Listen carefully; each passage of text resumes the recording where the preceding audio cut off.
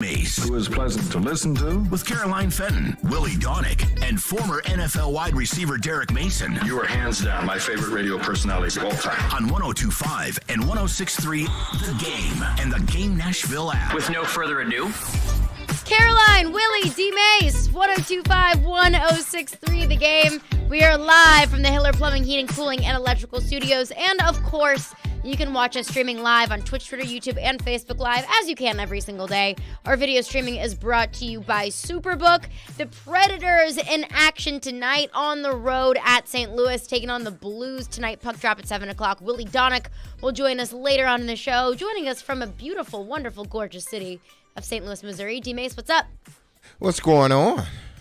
Just living, D-Mase. Hey. Nick Keyser is with us as well. What's going on, Nick?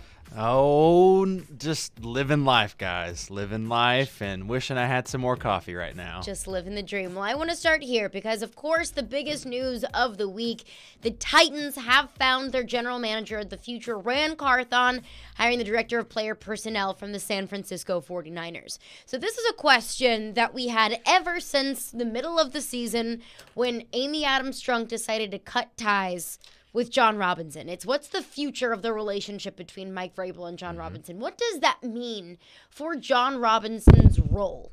So the question now that we know who the general manager of the future is now that they found their GM, who do we think will have final say with roster decisions, with drafting?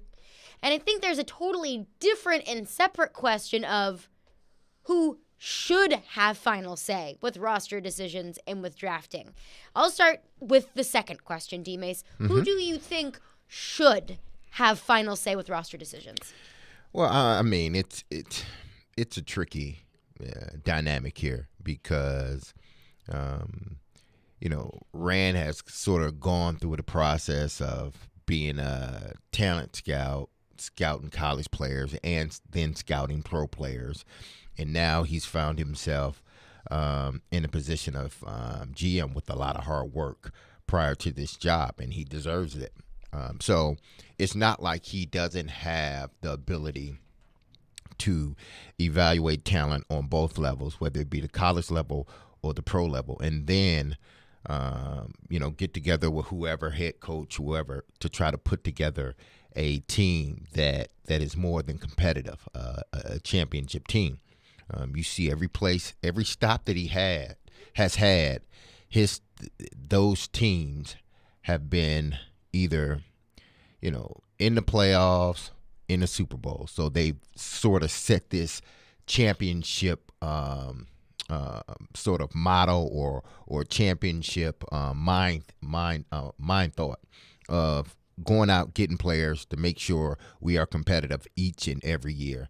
And then, what Mike has been able to do his 5 years here at helping, with the help of John Robinson, the former GM, at putting together a team that's competitive and had a shot at going to the Super Bowl. Unfortunately, through all those moves, it came to be the roster was weakened at the bottom of it.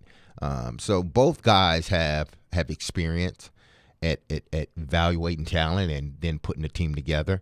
But to me, I think ultimately the say should be the GM. I think ultimately the GM should have control over the whole roster because, listen, the coach has a hard enough job trying to get these guys to go out and play and everything else throughout the week.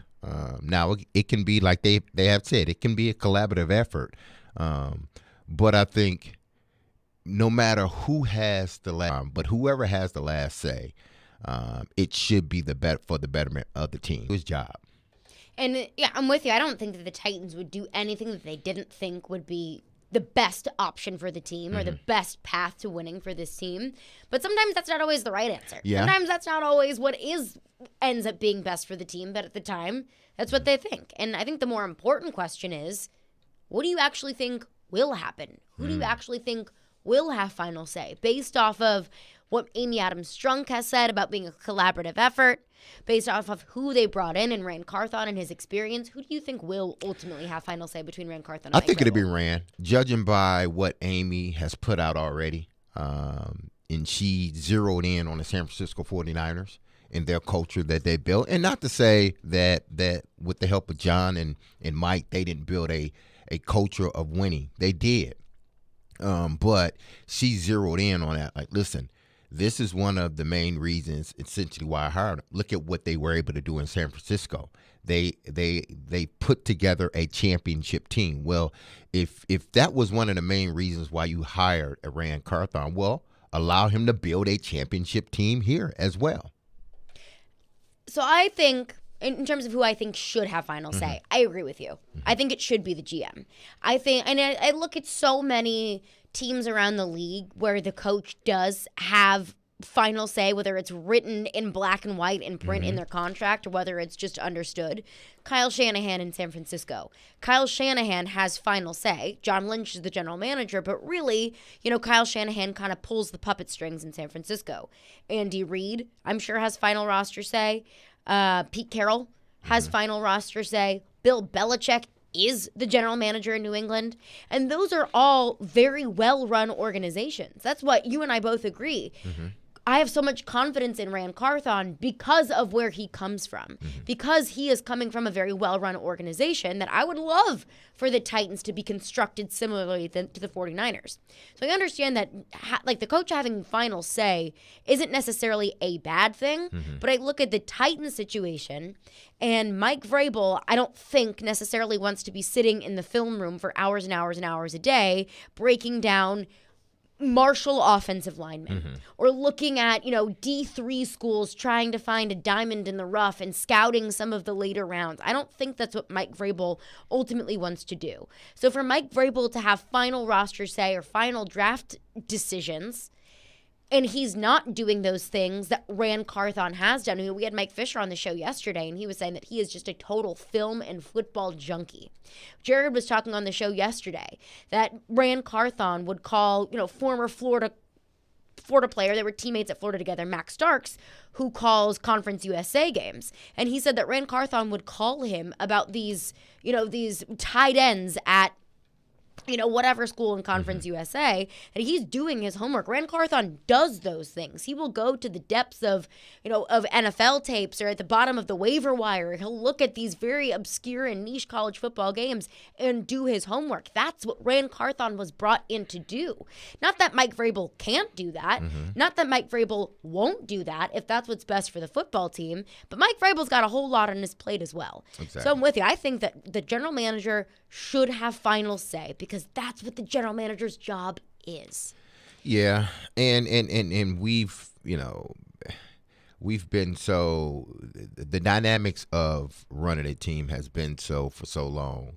It's been the owner, GM, or owner, president, GM, head coach, or whoever else is in the middle, head coach, and then so forth and so on. But you do run into some situations like the New England Patriots or the San Francisco 49ers where it's not just, it's more so there's a GM in place, but, the head coach has more to say than anything. So can it work? Yeah, I'm not saying it can't work.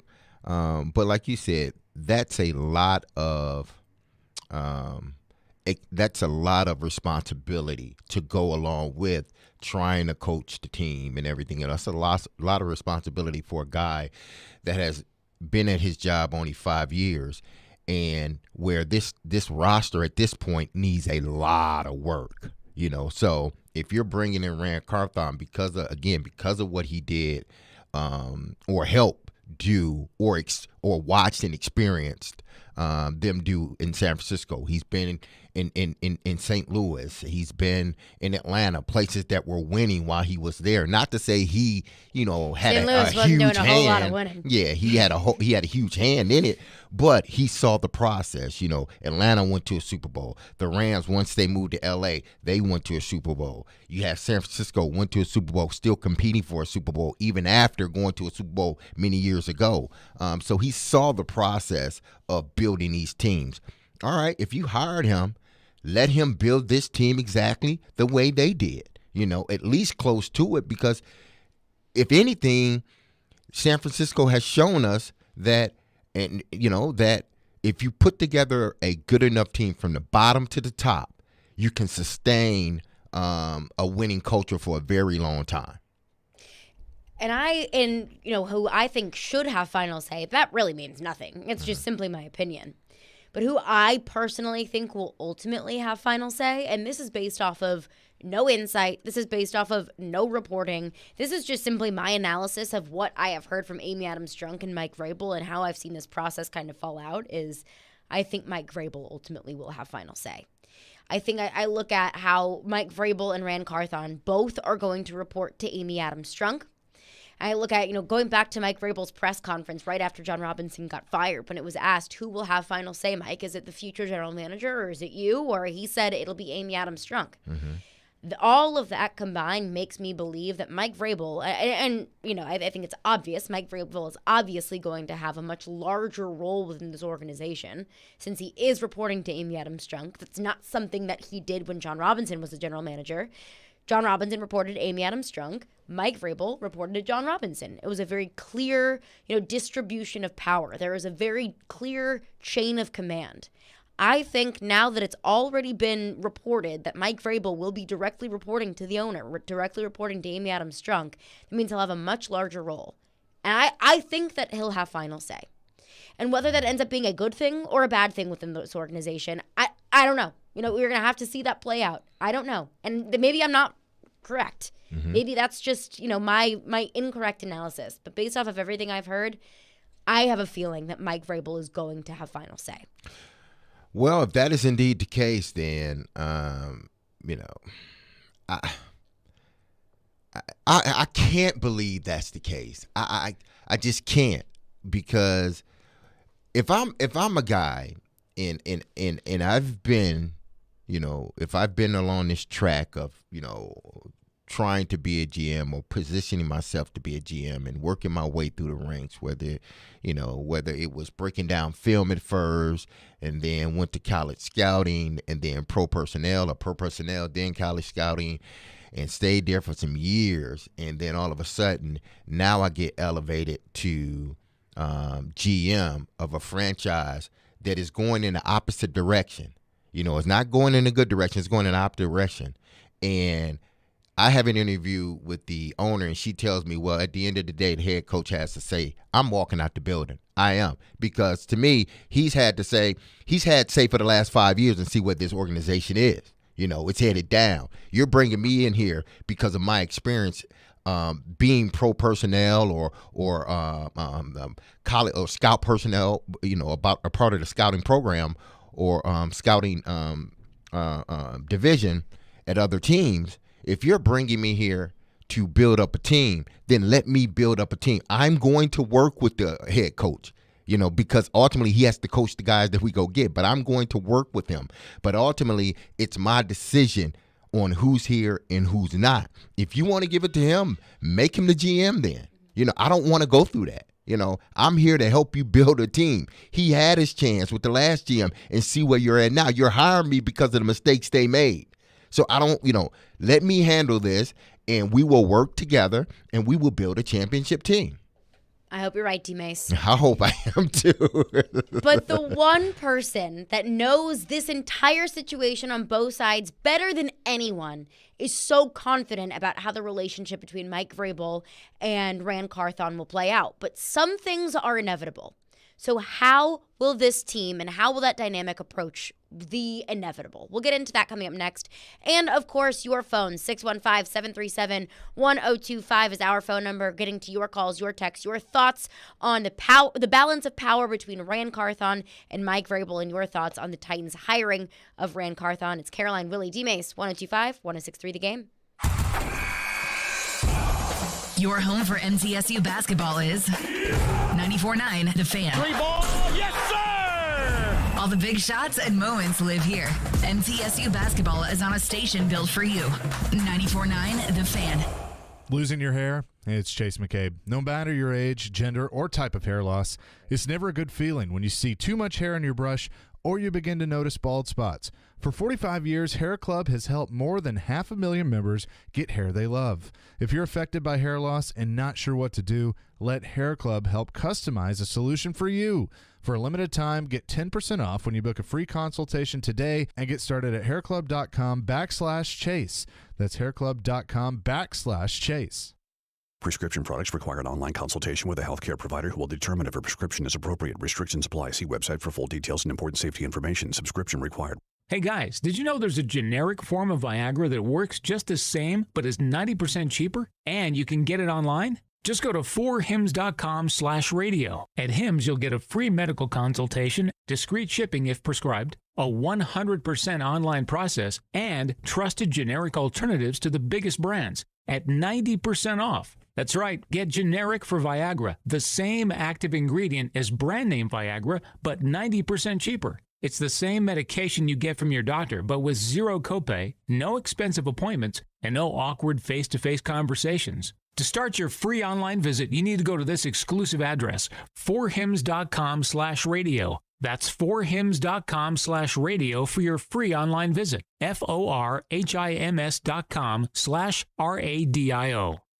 Hey folks, Joey here for FanDuel Sportsbook. Bet the NFL playoffs with FanDuel, where every play is a rush. This weekend, FanDuel giving all customers a no-sweat same-game parlay during the divisional round of the playoffs. It doesn't matter if you're new to FanDuel or if you have an account already. You're going to get free bets back if your NFL same-game parlay does not hit. Same-game parlays let you combine all your favorite bets for a chance at a bigger payday, of course. If I was looking at Chiefs, with the incredible comeback from down 27-0 to the Chargers, I think that run ends. I like the Chiefs a lot. I like Mahomes over on the passing yards. I think I'd go Pacheco also with an anytime touchdown. Do whatever you want. Just know you can ride with thousands of other fans and bet popular same-game parlays already made for you as well. If you're new, sign up with promo code JOE102. If you already have FanDuel, you can start building your no-sweat same-game parlay today. Make every moment more with FanDuel, official sportsbook partner of the NFL. 21 and up. Present in Tennessee. 3+ legs. Minimum $1 bet required. Refund issued as non-withdrawable free bets that expire 7 days after receipt. Max bonus $5 unless otherwise specified. Restrictions apply. See terms at sportsbook.fanduel.com. Gambling problem? Call Tennessee Redline 1-800-889-9789.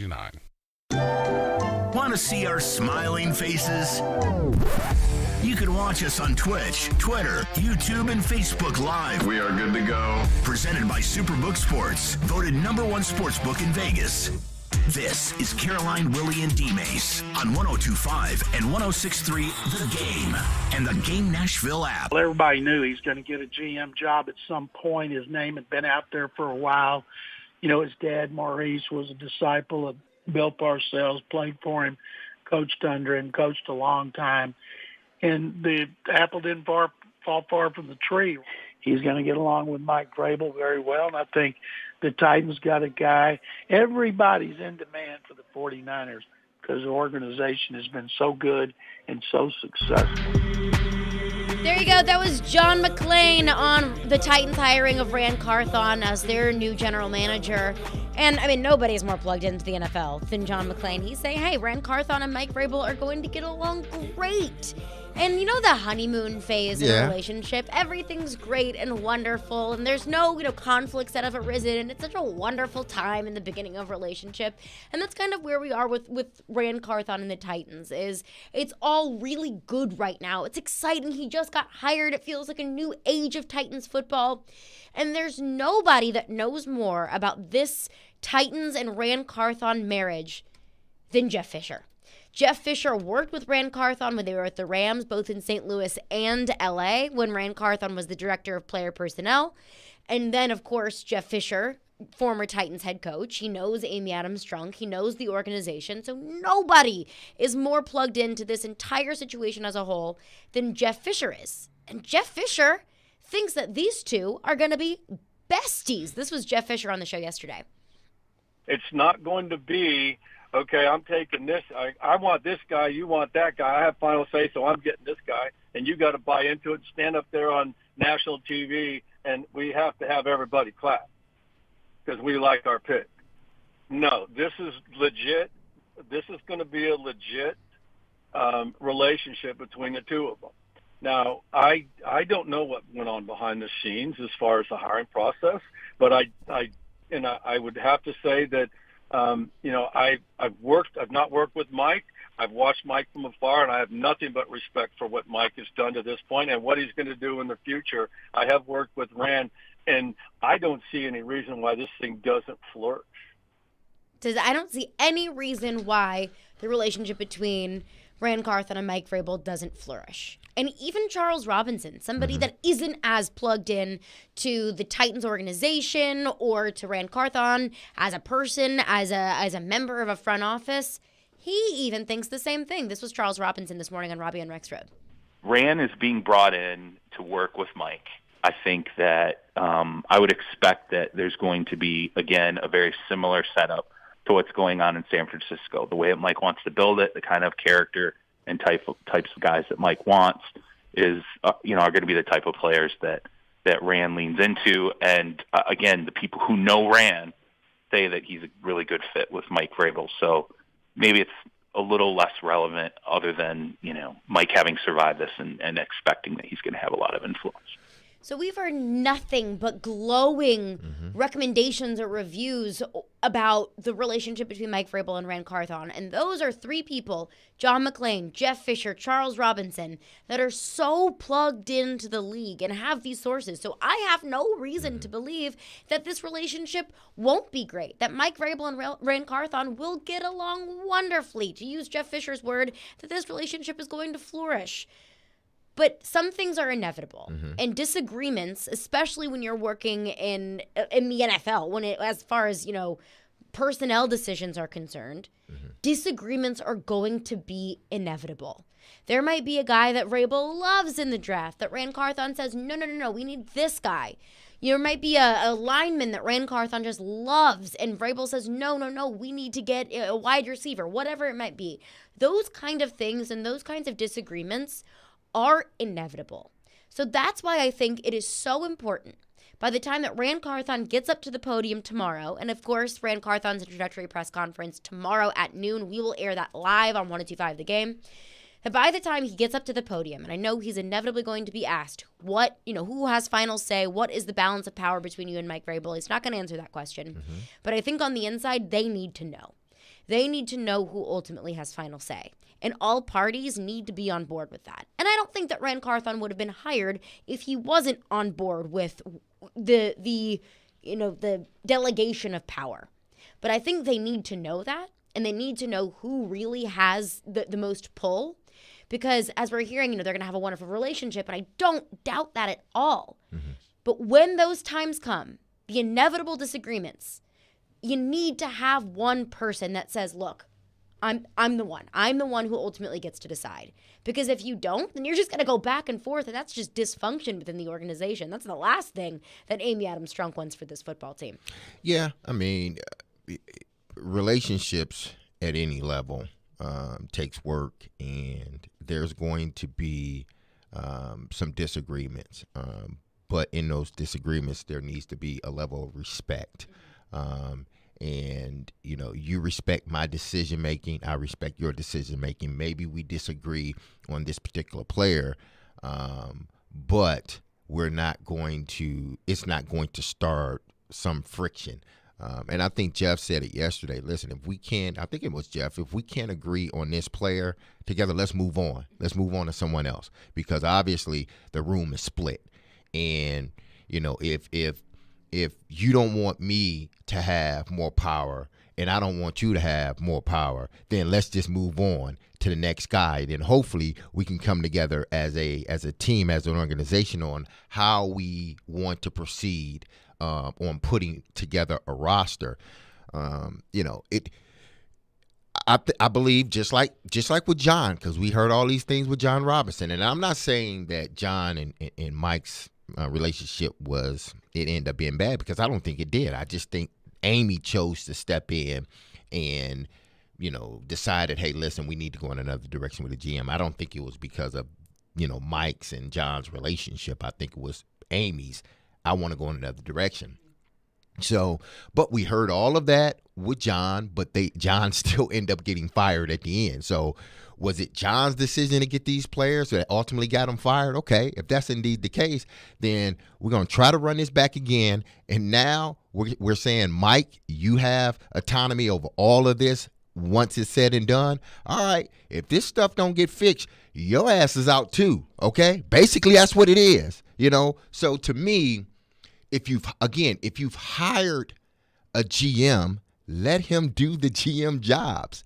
And if that relationship is a good relationship, then what the GM's vision is the head coach's vision. What the head coach's vision is the offensive coordinator's vision. What's the offensive coordinator's vision is the OC, so forth and so on. It filters all the way down to the team. It filters all the way down to the equipment people, to the trainers, everybody else.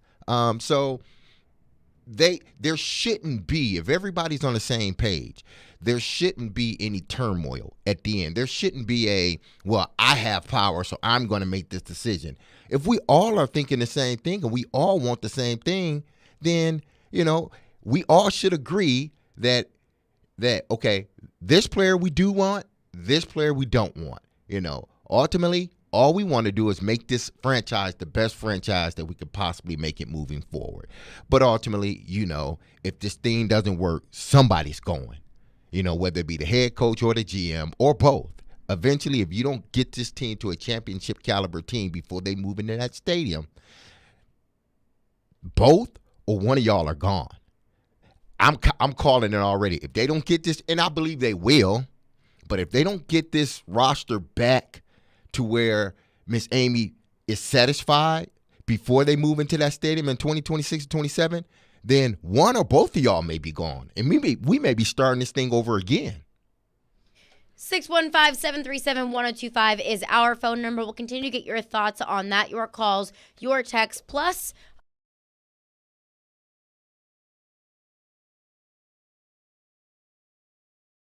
us read the game. Tonight, Duchesne scores! Matt Duchesne scores on the two-man advantage. your Nashville Predators head to St. Louis to take on the Blues. Pre-game at 6, puck drop at 7 on your home for Smashville. 102.5 and 106.3 The Game and the Game Nashville app. Hey, it's Mike from Newton Nissan South. It's a new year, so I thought I would share my personal resolution with you. My resolution is to be able to hula hoop on the trampoline for 1 minute. This might be painful. Since I've had years of practice making resolutions, I thought I'd give you some tips on making yours. It should involve 3 key components. First, make it something new, like texting without using your thumbs. Second, make it easy, like reading more, or at least turning the subtitles on while binge watching Netflix. And third, make sure no matter what, that you buy your next new car from Newton. We want to make your purchase fast and easy with Newton FastPass. We'll even deliver the car to you. Remember, new, easy, and buy at Newton. I have a feeling this next year is going to be great. Shop at NewtonNissanSouth.com to start your resolution today. See website for details. Put your resolutions in writing. Hey, it's Hutton. Interest rates are rising, but not at Spring Hill Heating and Cooling. Replace your old unit fast before new regulations increase prices up to 20%. Get a new unit today at today's price and receive up to $1,500 off, or get 18 months of no payments, so the first payment is not until spring of 2024. At Spring Hill Heating and Cooling, all new systems come with a 10-year parts and labor warranty. Schedule your appointment now at springhillac.com. That's springhillac.com. Hey, you think mortgage rates are still super high? Well, think again. Rates have plummeted to a 5-month low. Hey, Willy Donick here. Call my friends at Loan Pronto now to see how low rates are. It may be time to do that refinance you've been putting off, or time to get back to house hunting. If you're like a lot of people, you've got way too much credit card debt right now, and you're getting fleeced with 20+% interest charges every month, or maybe your current home rate is over 6%. So if that applies to any of you, listen, you can get a quick, easy refi at Loan Pronto. Wipe out all those cards. Close in about 14 days and cut your overall expenses by $500 a month or more. How does that sound to you? Right now, Loan Pronto is doing refis with APRs in the 4s. So call now to take advantage of this big rate drop. Get those credit cards to zero. Start that home improvement project, or get out of that 7% loan you were forced into last year. Here's the phone number, 615-499-5780. That's 615-499-5780, or go to loanpronto.com. Equal housing lender, NMLS 166-1781, subject to lender approval, NMLSconsumeraccess.org. Get in on the conversation at 615-737-1025. The game text line is driven by Wilson County Hyundai. Online at wilsoncountyhyundai.com. Hi, I'm Steve Lehman. Stay tuned to 102.5 The Game for your chance to win tickets to an upcoming Belmont basketball game. TSU basketball lives on 102.1 The Ville. Join Coach Brian Penny Collins and the Tigers for every great moment in the OVC. On your home for TSU basketball, 102.1 The Ville and the Ville app. Hey, this is John Hines, and you're listening to Nashville's best sports talk, ESPN 102.5 The Game. Remain as it was with the previous GM, or are you looking for that to increase? Well, I'm just looking to try to bring in the best people and the best players that we possibly can. How collaborative was it? Again, just going forward, just trying to find the best GM right now. That's the next step. Trying to work through the staff, work through the players, work through meetings. And then when they ask me to be involved, I'm comfortable and excited to be involved in the process, not about where we were. There you go. That was Mike Vrabel. This was the press conference, the first time we heard anyone within the Titans organization, and the first time we heard from Mike Vrabel after John Robinson got fired in the middle of the season. And he said, look, I'm just trying to find the best players possible. And I think that he, Ran Carthon, Amy Adams-Strunk, of course they all have the same end goal. They all want what is best for this football team. They all want to win games. They all want to win championships. That is the end goal. They are all aligned with that goal. Everyone in football is aligned with that goal. But I know that there will inevitably be a point where one of them, two of them, three of them, all of them may disagree on the path on how to achieve that goal. And we heard from Jeff Fisher, we heard from Charles Robinson, we've heard from so many people that know these people either on a personal level or not even on a personal level, maybe a professional level, that have said that these two are going to get along great. And I have no reason to believe that that's not the case. But it's also very early. It's also the honeymoon stage. That right now they'll say, yeah, we're going to get along and we're going to be aligned. We're going to work together. We're going to make amicable decisions. But they're coming into a high-stress time of the season. We're getting close to draft time. We're getting close to the point where the Titans are going to have to make really massive decisions for this football team. And at first, it may be an easy delegation of power of Mike Vrabel says, hey, I'm going to take care of my coaching staff. I'm going to hire the GM. I'm going to hire the offensive line coach. I'm going to take care of my coaching staff. That's my domain. And Ran Carthon says, okay, that's your job. I'm gonna start doing some evaluation. I'm gonna go to the Senior Bowl. I'm gonna look at tape. I'm gonna evaluate this team. I'm gonna see what this team needs and how many players in this draft can fill those holes. Okay, cool, ready, break. We have all got our own roles and we all work together great and it's all fine and dandy. But there's not always gonna be sunshine and rainbows.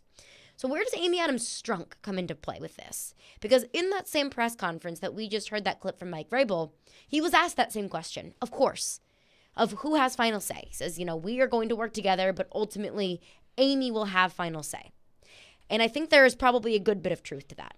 That if it gets to the point where things aren't all sunshine and rainbows, and there needs to be a tiebreaker, and neither side between Mike Vrabel and Ran Carthon are willing to bend the knee and say, okay, you know what, you're right. We can draft your guy. We can, pick this guy up off the waiver wire, whatever it might be. But if they can't agree, and Amy Adams-Strunk has final say, about that, D-Mase. Oh, man. Again, it's her team.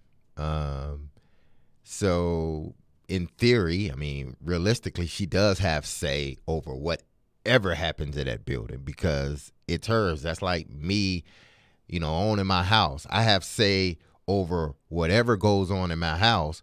But, when my daughter comes to visit, things kind of change, She's going to be in charge. Exactly. But ultimately, I have say over, but I'm listening, hey, I need to paint a wall here or do something here. I'm listening to y'all, and I might agree with you, but ultimately I have say over what happens because it's mine. Same thing with Amy. She will listen and everything else, but ultimately, realistically, she has say. But do you want it to be that way? Probably not, because I'm sure she has a whole bunch of other things that she needs to worry about outside of, football or outside of putting together a championship team. Now, she wants to make sure the day-to-day stuff from a corporate standpoint is working the way it's supposed to with this team. But when you're talking about the actual team, putting together team, I'm not going to say that she doesn't, know anything about it, because I'm sure she does, but she's not experts like these guys are. They're in this position for a reason. You hired Rand Carthon for a reason. You hired Mike Vrabel for a reason. And that reason was to evaluate the players, put together a championship team, and then coach that championship team. You didn't put them together just so you can have say. You're not Jerry Jones. You hadn't portrayed yourself as a Jerry Jones. So ultimately, does she have decision? Yes, she does. But is that the right thing possibly to do? Probably not. If you are confident enough to hire these individuals, then let them do their job, and then once you look upon their job, you can say, okay, I like what y'all did, or okay, you out of here. One of the two. You're either going to love what they did or you're not, and you're going to get rid of them. She's already done that. So I don't want her to have say over the roster, but I do want her to be able to look at it and say, okay, based upon what we discussed as a unit, based upon what our vision is as a unit, this team looks just like that, and I'm happy. So let's move forward. And I do think it would be an interesting dynamic, because my understanding is, and I could be totally off base here, is everything was John Robinson's decision. Mm-hmm. Trading for Julio Jones, that was a John Robinson move. Trading A.J. Brown, that was a John Robinson move. Of course, moves that need the approval of the head coach and the owner, but those are moves made by John Robinson. That's his say. If the owner says no, those moves wouldn't have happened. But that's John Robinson's call. Now it is going to be ultimately Amy Adams-Strunk call. And no, it's not going to be Amy Adams-Strunk is going to be in the film room with Rand Carthon and saying, I like that left guard. Let's take him. I can only imagine that their interpretation of this relationship between Rand Carthon and Mike Vrabel is they will be amicable 99% of the time. But Amy Adams-Strunk opinion or final say or her stamp of approval is going to happen about 1% of the time. So it might be in an instance where they disagree on, let's say, lineman or wide receiver in the first round of the draft. And I don't know if it's going to come down to that. Hopefully they don't disagree on who you take with the 11th overall pick in the NFL draft. But hopefully everybody's in agreement that it's this guy. But just for, example's sake, that in that one instance, Mike Vrabel will plead his case, Rand Carthon will plead his case, and Amy Adams-Strunk is simply there just to say, okay, I like this. We'll go with this. We'll go that route. So I don't think Amy Adams-Strunk's role is going to be so massive that she is involved in every single roster decision of, let's go pick up so-and-so off of the Seattle Seahawks practice squad. I don't think she needs to be involved in those conversations. I don't think that she's going to have, ultimate say in those conversations. But in the times that does come, inevitably, even though we're hearing all of the sunshine and rainbows about how well Rand Carthon and Mike Vrabel are going to get along, and I'm sure they're going to get along fine. But looking at the inevitable here, how much will Amy Adams-Strunk's opinion be or say be involved within the big decisions of this football team? Well, I mean, we're not going to know. We're not going to know. We're not going to know because obviously we don't know how much say she had in regards to the roster when John was GM. And if she didn't have like say over the roster, then why would she then want to take on that responsibility now? Again, I go back to, you hired someone to do this job and let him do his job. You hired a head coach to coach the team and help put together a roster.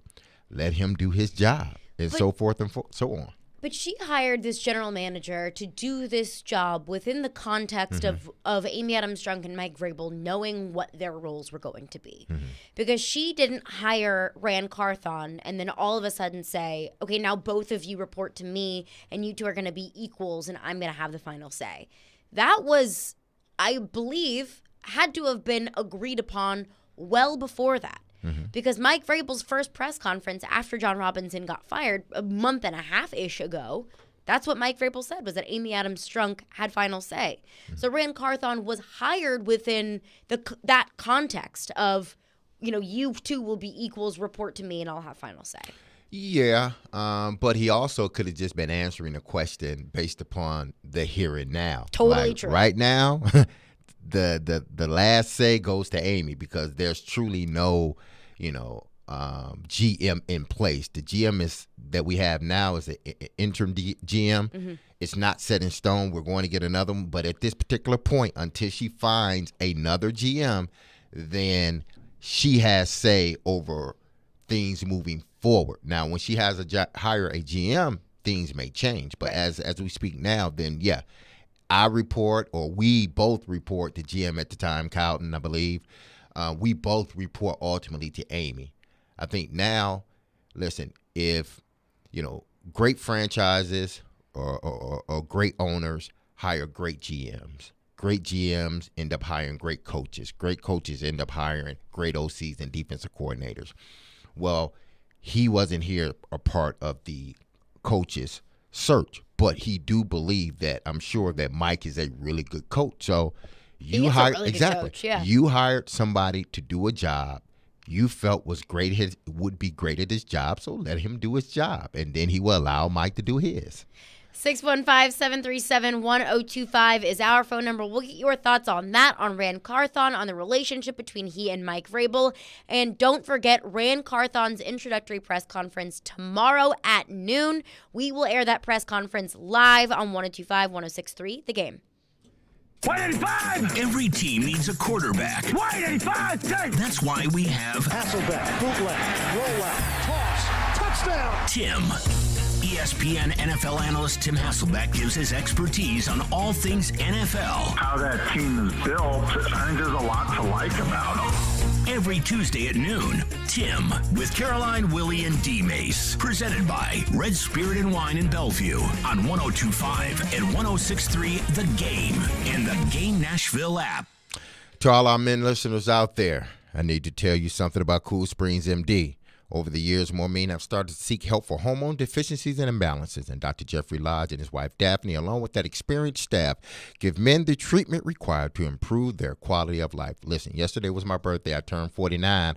I'm one more step to the big 5-0, and just like I'm asking y'all, I have already made my appointment at Cool Springs MD.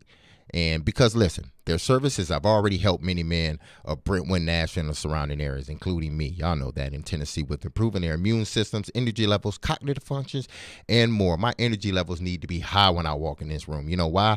Because Caroline's energy is high, and I need to match that. They are there to connect you with the medical care you require to have a healthy and enriched life. There's no better time to achieve a healthy lifestyle. So, man, what are you waiting for? Get to Dr. Jeffrey Lodge and Cool Springs MD a call today for an appointment. And here's the number, 615-486-3458, 615-486-3458, or visit our website at coolspringsmd.com. Hey, it's Jared. Are you looking to move? If so, do yourself a favor and reach out to my friends at TriStar Moving. You can be assured your move will be stress-free because they've got new utility vans to help with pack jobs to separate your high-value or fragile items from the bulk of your furniture, and their movers are carefully picked and highly trained. No one in the game is doing this. TriStar Moving is raising the standard in the moving industry. When you're ready to move, give them a call. TriStar Moving, 615-640-1219, or online at nationalmoving.org/radio, and tell them Jared Stillman referred you for 10% off. That's TriStar Moving. Houston Clinic Orthopedics at TriStar Centennial offers world-class orthopedic care with multiple physicians at this location, specializing in spine, joint replacement, knee, hip, upper extremities, and other orthopedic conditions. Make better use of your time with Houston Clinic Orthopedics with on-site diagnostic and testing, timely appointments, and easy access to the facility. Get back to enjoying life. Schedule your appointment online at tn.houston.com. Houston Clinic Orthopedics at TriStar Centennial, across from Centennial Park and Centennial Sportsplex, when experience matters. This is a special alert to all Americans who own a vehicle with less than 200,000 miles with an auto warranty about to expire or with no warranty coverage at all. Due to a decline in the economy, CarShield is announcing a low-cost month-to-month vehicle protection plan that is now available to the public to save any driver out-of-pocket expenses on future auto repairs. Call now to find out how you can pay almost nothing for covered auto repairs. Yes, you heard that correctly. Pay almost nothing for covered auto repairs. An open phone line has been established for all drivers to call for a free quick quote. Call 800-326-7765 now. Drivers who are covered will not have to pay for covered repairs again. This protection plan is at an all-time low. Additionally, drivers who activate this vehicle protection today will also receive free roadside assistance, free towing, and car rental options at no additional cost. Call us for your free quick quote today. 800-326-7765. That's 800-326-7765. What do you have to lose? Call 800-326-7765. Again, 800-326-7765. One is smart. This has just been a constant trend for this team. One is funny. That's right. Funny looking, maybe. Chase and Michelle with Chase McCabe and Michelle Knezovic. Are you listening? I'm listening. Everybody's listening. Weekdays from 9 to 11 on 102.5 and 106.3 The Game and the Game Nashville app. Having some fun in the midday. Okay, that's really fun. This is Caroline, Willy, and D-Mase. It's a good source of energy because it's live. On 102.5 and 106.3 The Game and the Game Nashville app. So he comes from a winning organization that's done a great job with personnel. If you look at their roster, and Rand Carthon was director of player personnel who worked on both sides, college and pro, and they've got a lot of NFL players who weren't first-round picks, and then they've coached them up and developed them. And if you watch their defense, which is the best in the NFL, they play together, they're smart, they're physical, and then on offense, they lead the NFL in scoring, which is amazing when you consider they have a seventh-round pick at quarterback and Brock Purdy, who started 6 games and played most of the 7th one. And it's just a great organization, and they know they're going to lose people. They have other people ready to step up. So I think the Titans, Amy Adams Strunk and Mike Vrabel, they've got them a guy who's very respected around the NFL. People have thought for a while now he's an up-and-comer. Only a matter of time till he became a GM. It's just a matter of which team. There you go. That was John McClain. Just going along with the same things that we've heard about Rand Carthon from around the league, from insiders in the league. Jeff Fisher joined our show yesterday, and I could literally hear his smile over the phone because he was so excited and so happy for Rand Carthon and was gushing about how good of a person he is, how good of a football guy he is. John McClain saying the same thing, kind of reiterating what Jeff Fisher told us yesterday on the show. Hal Gill will join us in 15 minutes, and I want to get to your phones. I see your phones lining up about Rand Carthon, the relationship between he and Mike Vrabel. But as we talk about the distribution of power, of who has final say, of how, friendly Mike Vrabel and Rand Carthon could be, but we know inevitably it'll get to a point where they may disagree on decisions. But another side of that, as far as Amy Adams Strunk is concerned, is who gets the blame? Because ideally, they would agree with every decision, and every decision would be the right one. The Titans start winning games. They go 17-0, and they win the Super Bowl, and everything is fine and dandy. And hey, that'd be great if that happened. I'd love if that happened. It's more likely than not that that's not going to happen. That there might be expectations that Amy Adams Strunk goes into the 2023 4, 5, 6, 7 season of, okay, we want to go for a Super Bowl this year. This is how far our team got this past year. This is how far we want to go to the next year. And if the team doesn't meet that expectation, then who is she going to look to say, that's on you? If Mike Vrabel and Rand Carthon are each going to be, hand in hand walking into the sunset and everything's going to be great, but what if it's not? What if, Rand Carthon and Mike Vrabel may agree on a decision, but it's the wrong one? What if Rand Carthon and Mike Vrabel each decide we are going to draft this left tackle out of Georgia who ends up taking 2 snaps with the team and is no longer in the NFL and gives you nothing with a first-round draft pick? That's happened before. Yes. So who's going to get the blame? If they make these decisions equally, if they truly do have collaboration between the decision-making, who is Amy Adams Strunk going to turn to if and when things don't go according to plan, if this football team doesn't meet the expectations that she sets for it, and these two make decisions hand in hand, who is she going to look? Yeah. He was John had to, in a sense, fall on the sword and sort of take one for the team.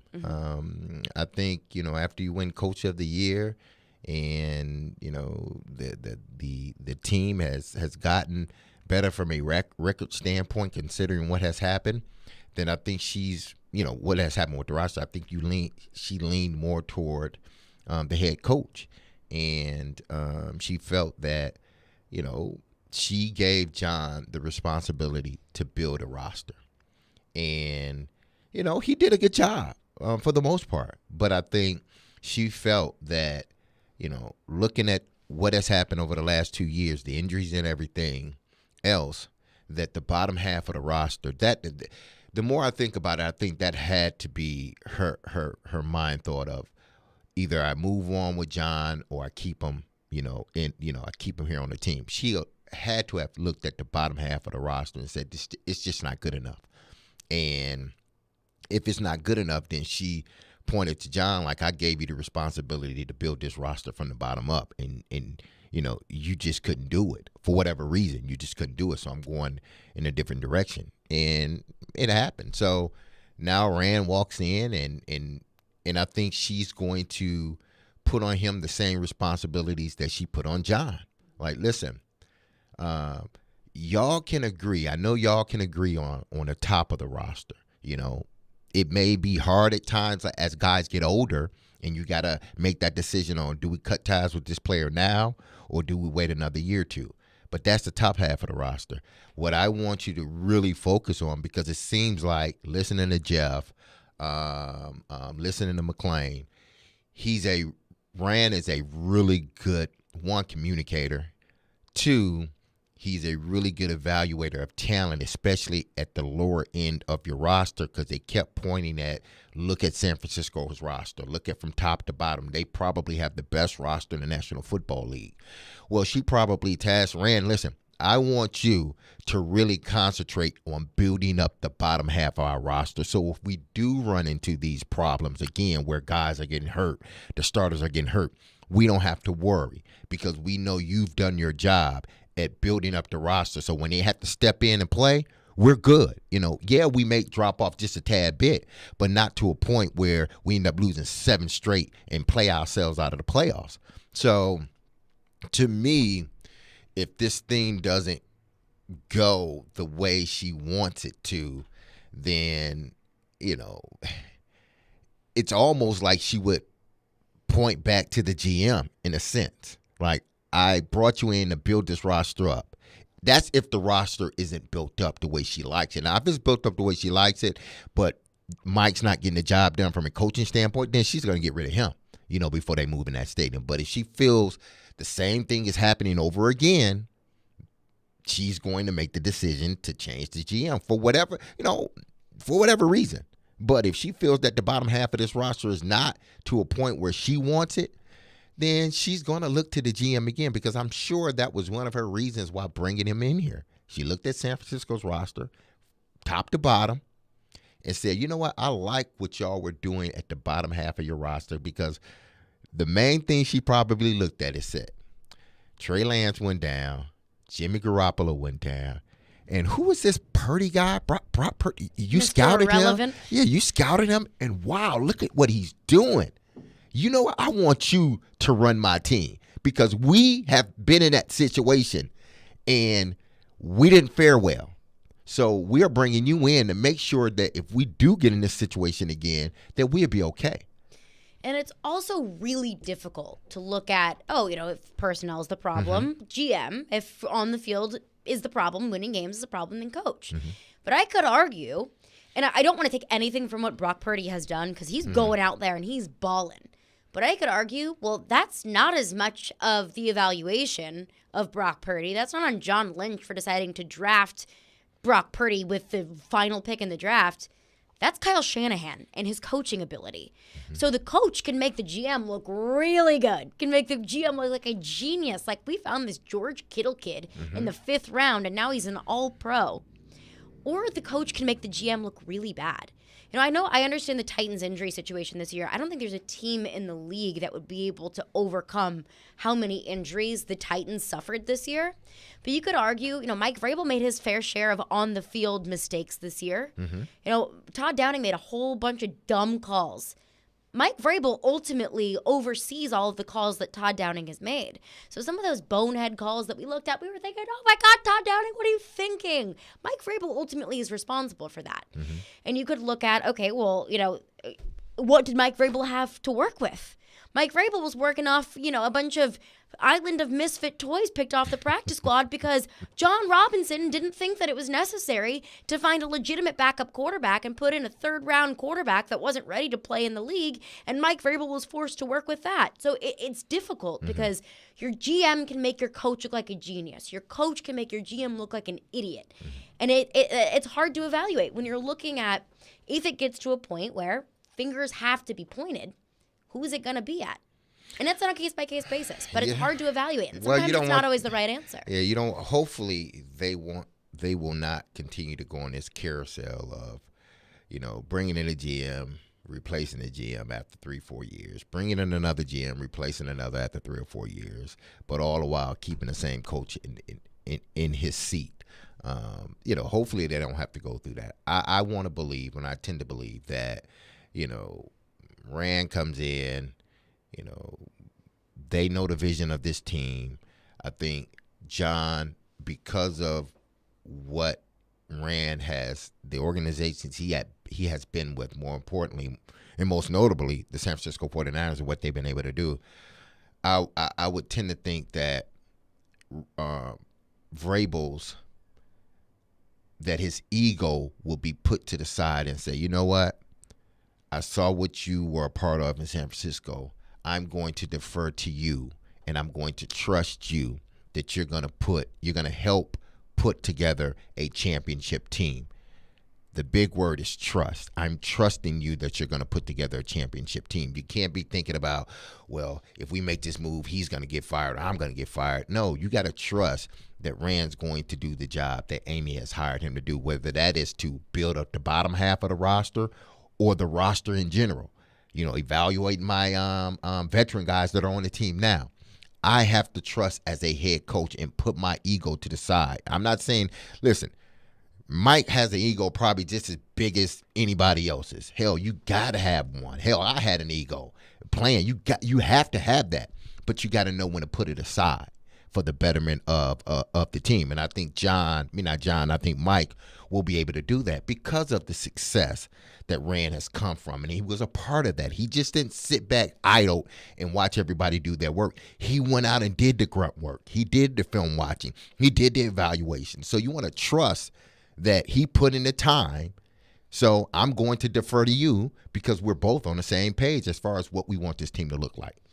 Let's go to your phones. Phone lines driven by WilsonCountyHyundai.com. Kevin texts into the text line, says Rand Carthon's coming from a spot where the head coach has final say. I don't think he's going to have an issue with that. Why would he want to bring in a player here that Vrabel doesn't like? I don't think that they will disagree much. They both want good football players.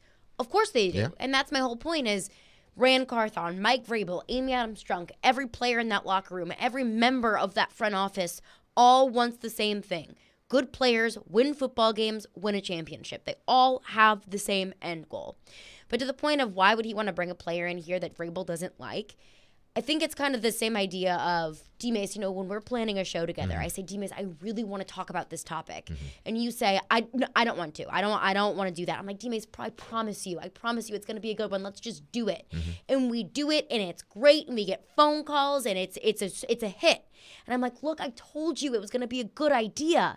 So sometimes even when you disagree, and you have one person that says, no, we're doing this, it could end up being a good thing. It could also blow up in your face. So I understand the idea of why would he want to bring a player that Vrabel doesn't like? Why would Vrabel want to bring in a player that Rand Carthon has evaluated poorly? It's a trust. Yeah. It's a trust, and I think that's key here as well. Hal Gill will join us coming up next. Predators on the road in action tonight at St. Louis.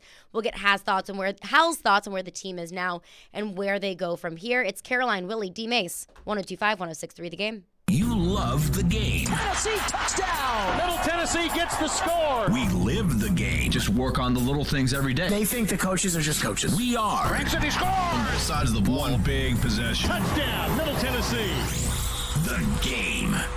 Nashville's best sports talk, 102.5 and 106.3 The Game and the Game Nashville app. ElectronicExpress.com. We make it happen.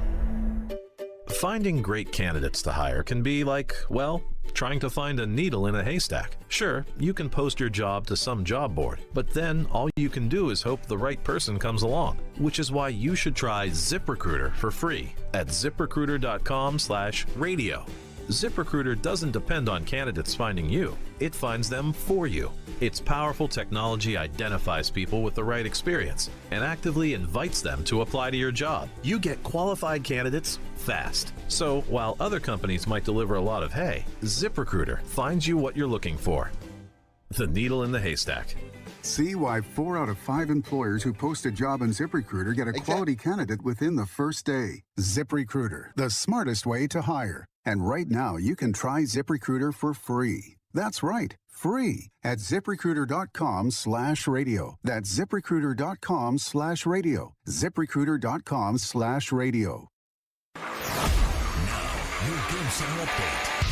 The Tennessee Titans officially announced their hiring of general manager Rand Carthon yesterday. He'll be the Titans' 14th general manager in team history. The Titans will introduce their new general manager on Friday with a press conference at noon. And Charles Robinson joined Robbie and Rexroad this morning, sharing his comments on the hire. Again, the people who know Rand say that he's a really good fit with Mike Vrabel. So maybe it's a little less relevant other than, Mike having survived this and expecting that he's going to have a lot of influence. And the Titans announced this morning that they will have one game in London this coming season at the Tottenham Hotspur Stadium. The time, date, and opponent is still to be determined. And your Nashville Predators are back in action this evening against the St. Louis Blues. Pre-game begins right here at 6 p.m. And the Nashville Predators will return home for 3 games to end January. I'm Nick Keyser for 102.5 and 106.3 The Game. For more, follow us on Twitter at 1025 The Game or visit thegamenashville.com. Live from the Hiller Plumbing, Heating, Cooling, and Electrical Studios. WPRT FM Pegram, WPUC HD2 Laverne. Nashville's exclusive home for the Nashville Predators. 1025 and 106.3. A gunny performance. Do your job. And the Tigers regain the lead. The Game. A Cromwell Media Station. Covering your teams and the news of the day. Ladies and gentlemen, this is Caroline, Willy, and D-Mace. Who is pleasant to listen to. With Caroline Fenton, Willy Donick, and former NFL wide receiver Derek Mason. You are hands down my favorite radio personality of all time. On 102.5 and 106.3 The Game and the Game Nashville app. With no further ado, Caroline, Willy, D-Mase, 102.5, 106.3 The Game and the Game Nashville app. We are live from the Hiller Plumbing, Heating, Cooling, and Electrical Game Studios. And, of course, you can watch us streaming live on Twitch, Twitter, YouTube, and Facebook Live every single day. Our video streaming is brought to you by Superbook. Hal Gill joins the show now. Hal, Predators are on a 2-game winning streak. That's good. And at this point in the season, every game matters. Every point matters. Where this team is right now, 5th place in the Central Division. What is your overall thought on where this team is right now and where they go moving forward? Well, they're finding ways to win. That's you said it. That's what you're looking for. Get points any way you can. So they'll take that, but it's been goaltending that's been bailing them out in the third period. So, if you want to win consistently, they've had good starts. They just need to find ways to get to that next level where they're finishing teams off and instead of battling right down to the end, killing penalties at the end and blocking shots and getting big saves from their goaltenders. So they need to take that next step, but this is going to be a good test tonight. St. Louis 1 point behind them in similar situation, I think. Both these teams are fighting for spots, so this is going to be a huge telling sign of who can raise their game to the next level. Yeah, an important game at St. Louis tonight, and a team kind of in a similar situation. I think both teams, both the Preds and the Blues, went into this season thinking they wouldn't be in this situation on the outside looking in of the playoffs. And you mentioned it, the goaltending is red hot. But how I fear that when the goaltender, whether it's Kevin Lankinen or UC Saros or whoever it is in net, isn't red hot or playing lights out, this team can't win games. Well, I think they have the recipe to get wins. They just need to be consistent over the 60-minute span. I feel like they show signs of a lot of the action off the rush. They can make plays off the rush, which they haven't been known for doing in the past. But I feel like that game has come around where these young centers are making plays and they're extending time in the offensive zone, and that's the best way to go about helping out your goaltender is spend time in the offensive zone. They did that to start games. It's just at the end when teams are pressing, they're having a hard time with that execution, getting it out of the zone, getting stops in the D zone, and then moving the puck out.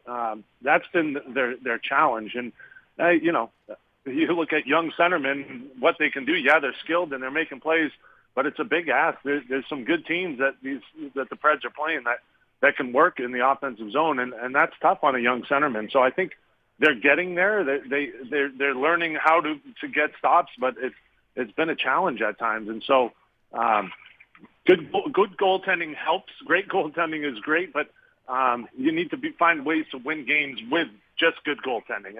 And I think you're right. That's the challenge for this team right now. Well, luckily, Hal, the Predators have one of the best goalies in net in UC Saros. So, leaning on him isn't quite a bad thing to lean on him. But you mentioned some of these young players that are playing well, and you know this better than anyone else that.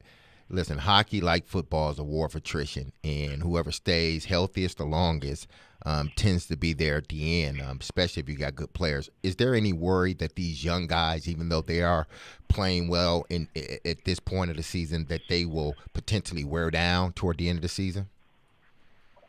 Yeah, I think the good part is with John Hines, the way he's had the line set up, they're spreading out the minutes. They're not asking guys to play over 20 minutes at forward. Everyone is right around the 15-minute mark, and that's good. I mean, that allows guys to play fresh, and as the season goes on, and don't forget, they were playing a really hard physical game last year, and that's taxing as well. Right now, I think they're using their speed more. It's not overly, they're not asking guys to go out and bang bodies on the forecheck. They're being smarter about the forecheck, playing faster.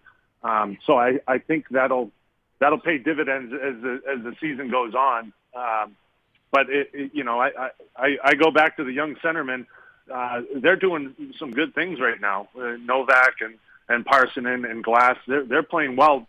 Now you need the other guys to step up and get contributions from the guys you'd expect to. Johansson, Forsberg, Niederreiter, Duchesne. If these guys can turn it up just one more notch, then they're getting that extra goal. They're getting that goal that they're looking for. Instead of a 2-1 game, you're looking at a 3-1 game, and it changes the whole complexity of the game. And so right now, I think you spread out all the lines, but at some point you're going to need big guys to step up and play big. Now, O'Reilly is out for the Blues tonight. How big of a hole is that for them? Yeah, they got some injuries with Krug out and Tarasenko, and O'Reilly is obviously a great centerman, the leader of the team. So, yeah, that's big. This team has been hurting. From what I've heard, Berube is changed around the line. So, we'll see what they decide to go with. But it's struggling right now and having some good spells and bad spells. So I think this may be a good time to catch the Blues because we know this is going to be a physical, hard game. It always is. We're just hoping that the Preds can get out there and find a way to take advantage of some of those injuries. Hal Gill is with us. Hal, you mentioned the word, and I've heard it so much about this team, and it's consistency, or maybe lack thereof. David Poyle was on Robbie and Rexroad a couple weeks ago. He talked about that he expected this team to be a little bit more consistent, that this team just needs to find some consistency. How do you find that? It's tough. I think you got to rely on certain things you do well, and like the forecheck. If they can get pucks in.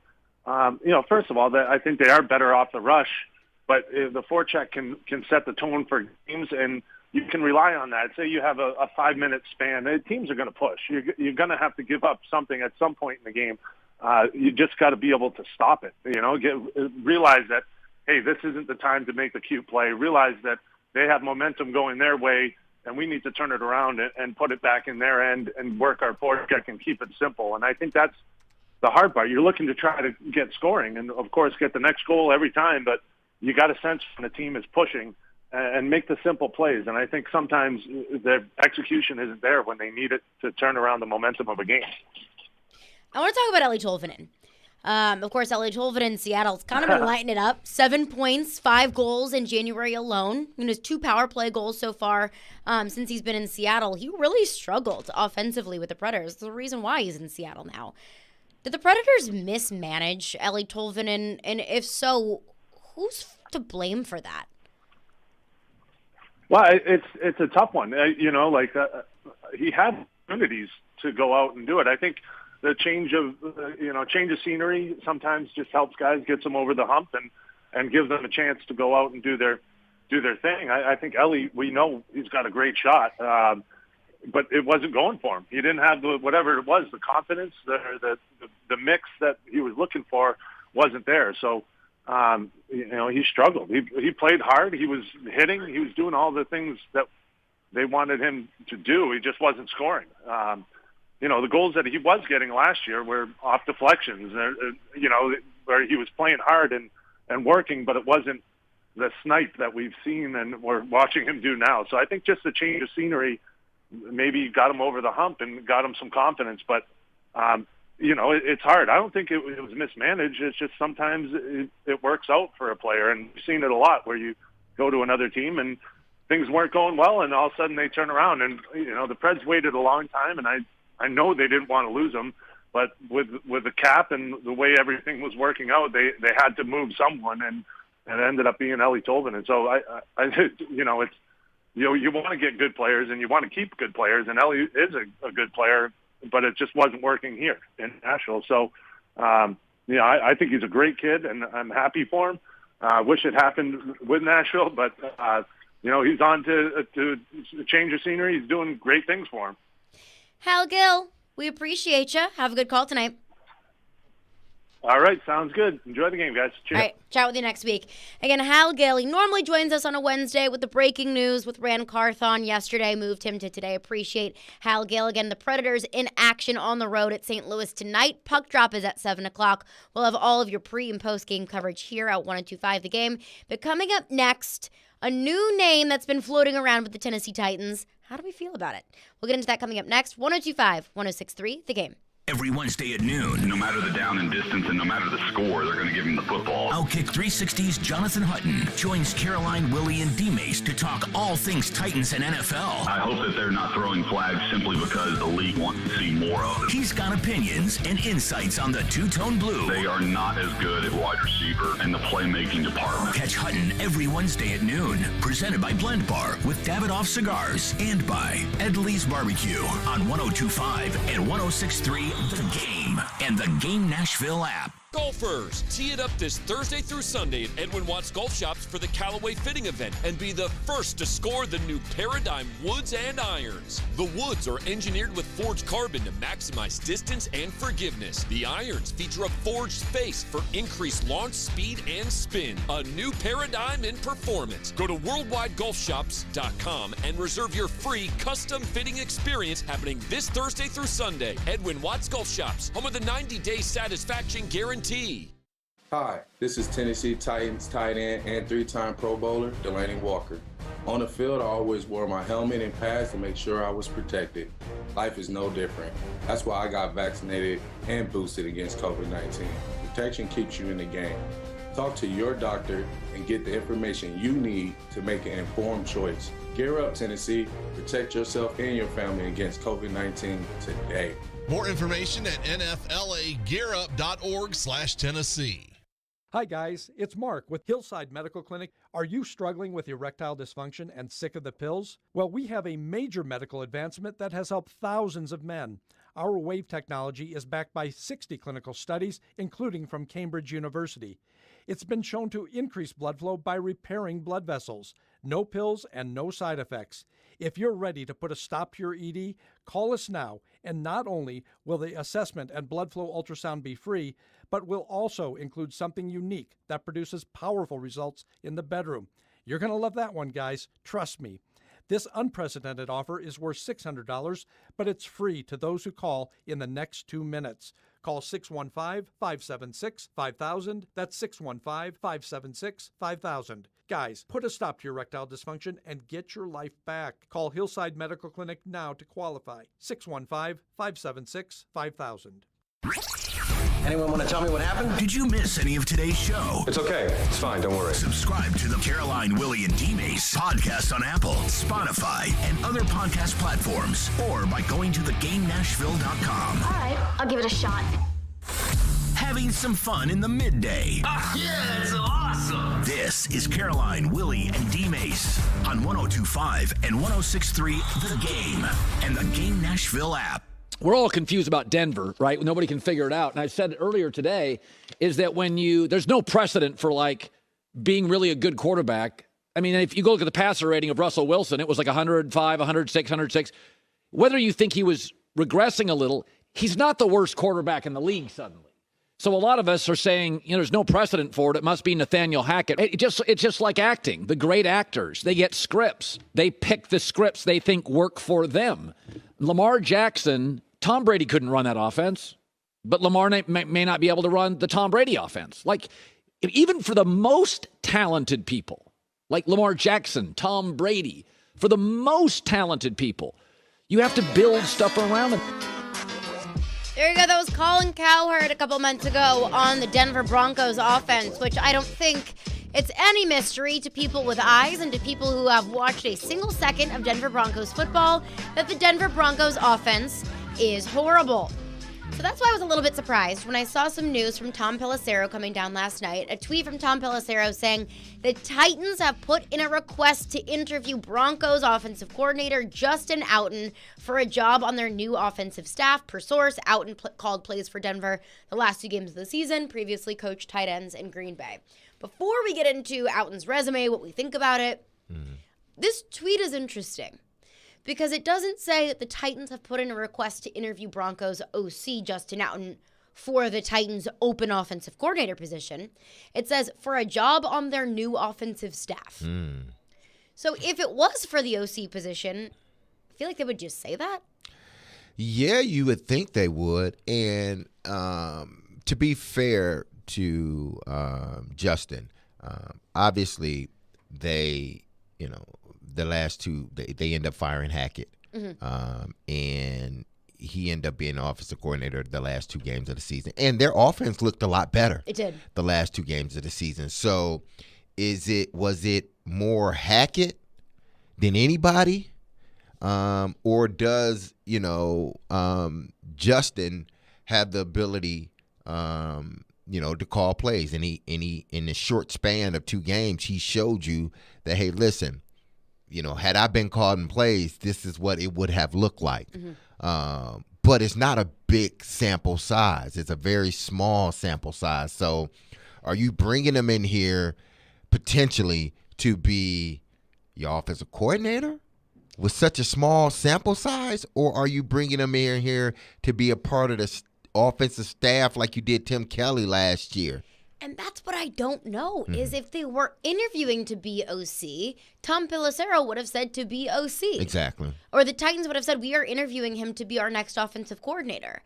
And so you might ask, why would Justin Outen be interested in this? And I don't know if he is or is not. I haven't seen that Justin Outen or that the Broncos have approved the request to interview Justin Outen, or if Justin Outen has decided to move forward with the interview process. But you may ask, why would Justin Outen go from being an offensive coordinator to an offensive line coach, something that the Titans do need, an offensive analyst, passing game coordinator, whatever it is? I think that Justin Outten kind of sees the writing on the wall. He was brought into Denver with Nathaniel Hackett. Obviously, Nathaniel Hackett has been fired. I doubt Justin Outten would think that he's going to be retained by this next coaching staff. I'm sure the next head coach wants to bring in his own guys to be coordinators. So I'm sure that's the reason why he would be interested is I'm probably not going to have a job moving forward. So I'll just go ahead and interview or look into any opportunities that I can get. So it could be OC. It could. I feel like they would say if it was OC, and they didn't. It could be offensive line coach. It could be any sort of offensive role on this staff. But I look at Justin Outten's resume, and you make a fair point about the Denver Broncos.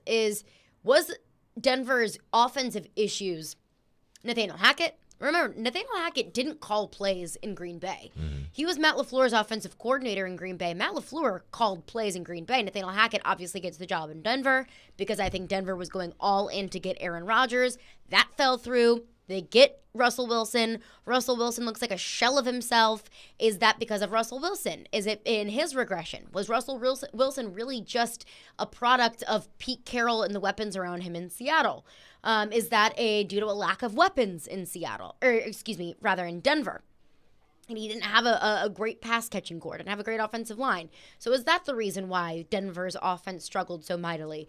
I don't think Justin Outten was the reason why this offense struggled so much. No. You mentioned the last two games of the season. They played Kansas City close in the second to last game of the year. They beat the Chargers 31-28, and all of the Chargers starters played in that game. Justin Herbert was in that game.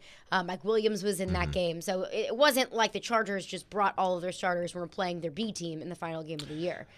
Now, they could be, and I'm not saying this is why they are bringing him in, just doing the homework and seeing his coaching stops.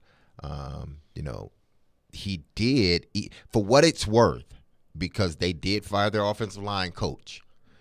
For what it's worth, he was the offensive line coach. Granted, it was a part of his head coaching duties, assistant head coaching duties and offensive coordinator duties, but this was him in high school.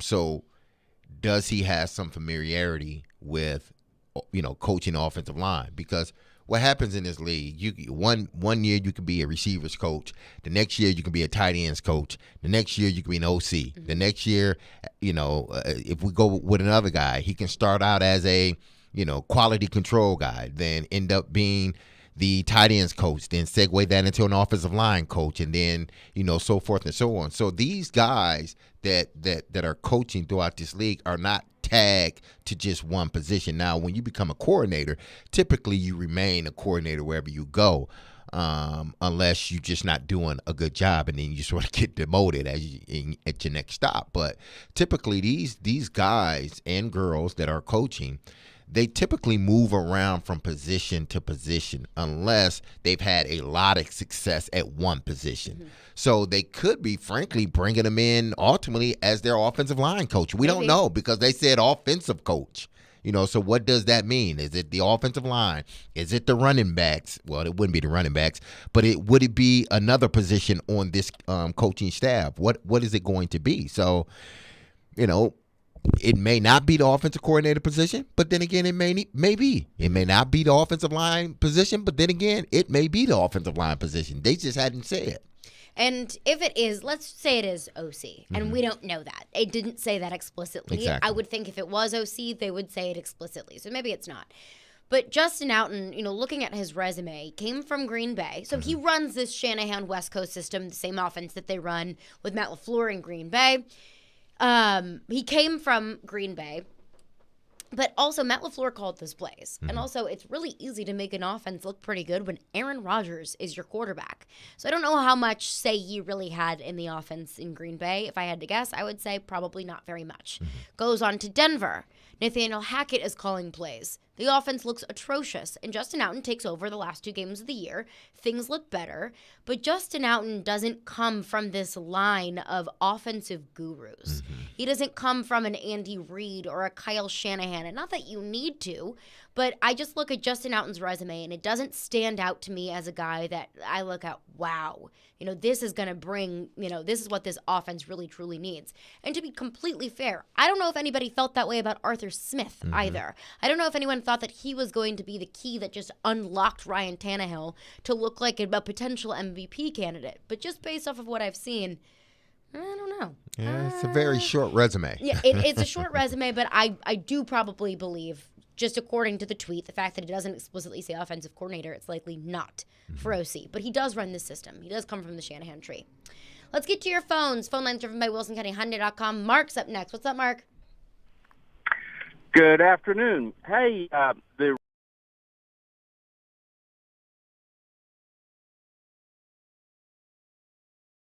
it behooves the Titans to take a serious look at him, as he has a strong running game and offensive line history in Baltimore, Buffalo, and some other places. So I'll just sort of hang up and listen to your comments from there. Yeah, thanks for your call, Mark. I did just see that. Greg Roman does not run the Titans offense in Baltimore. The offense that Greg Roman runs in Baltimore is very Lamar Jackson-centric.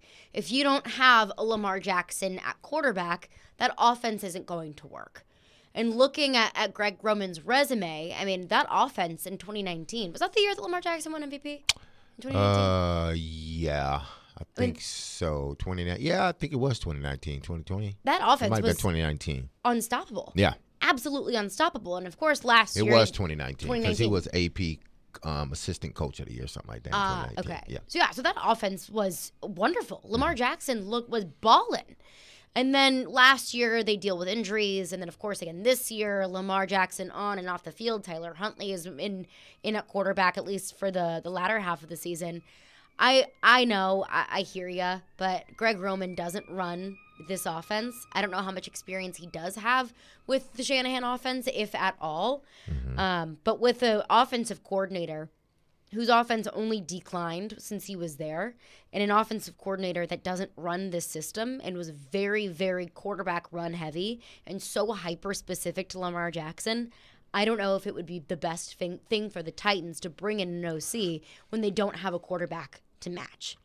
Yeah, it would be tough if indeed, you went that route with Greg Roman. Now, listen, these coaches, again, like I said, they're versatile. And if, you wanted to run, whatever offense, I'm sure that he would put in the work to make sure that he can, run that offense in a way that it will flourish, whatever it is. I think that whole situation in Baltimore ultimately boiled down to you just didn't have it. One, your quarterback is injured.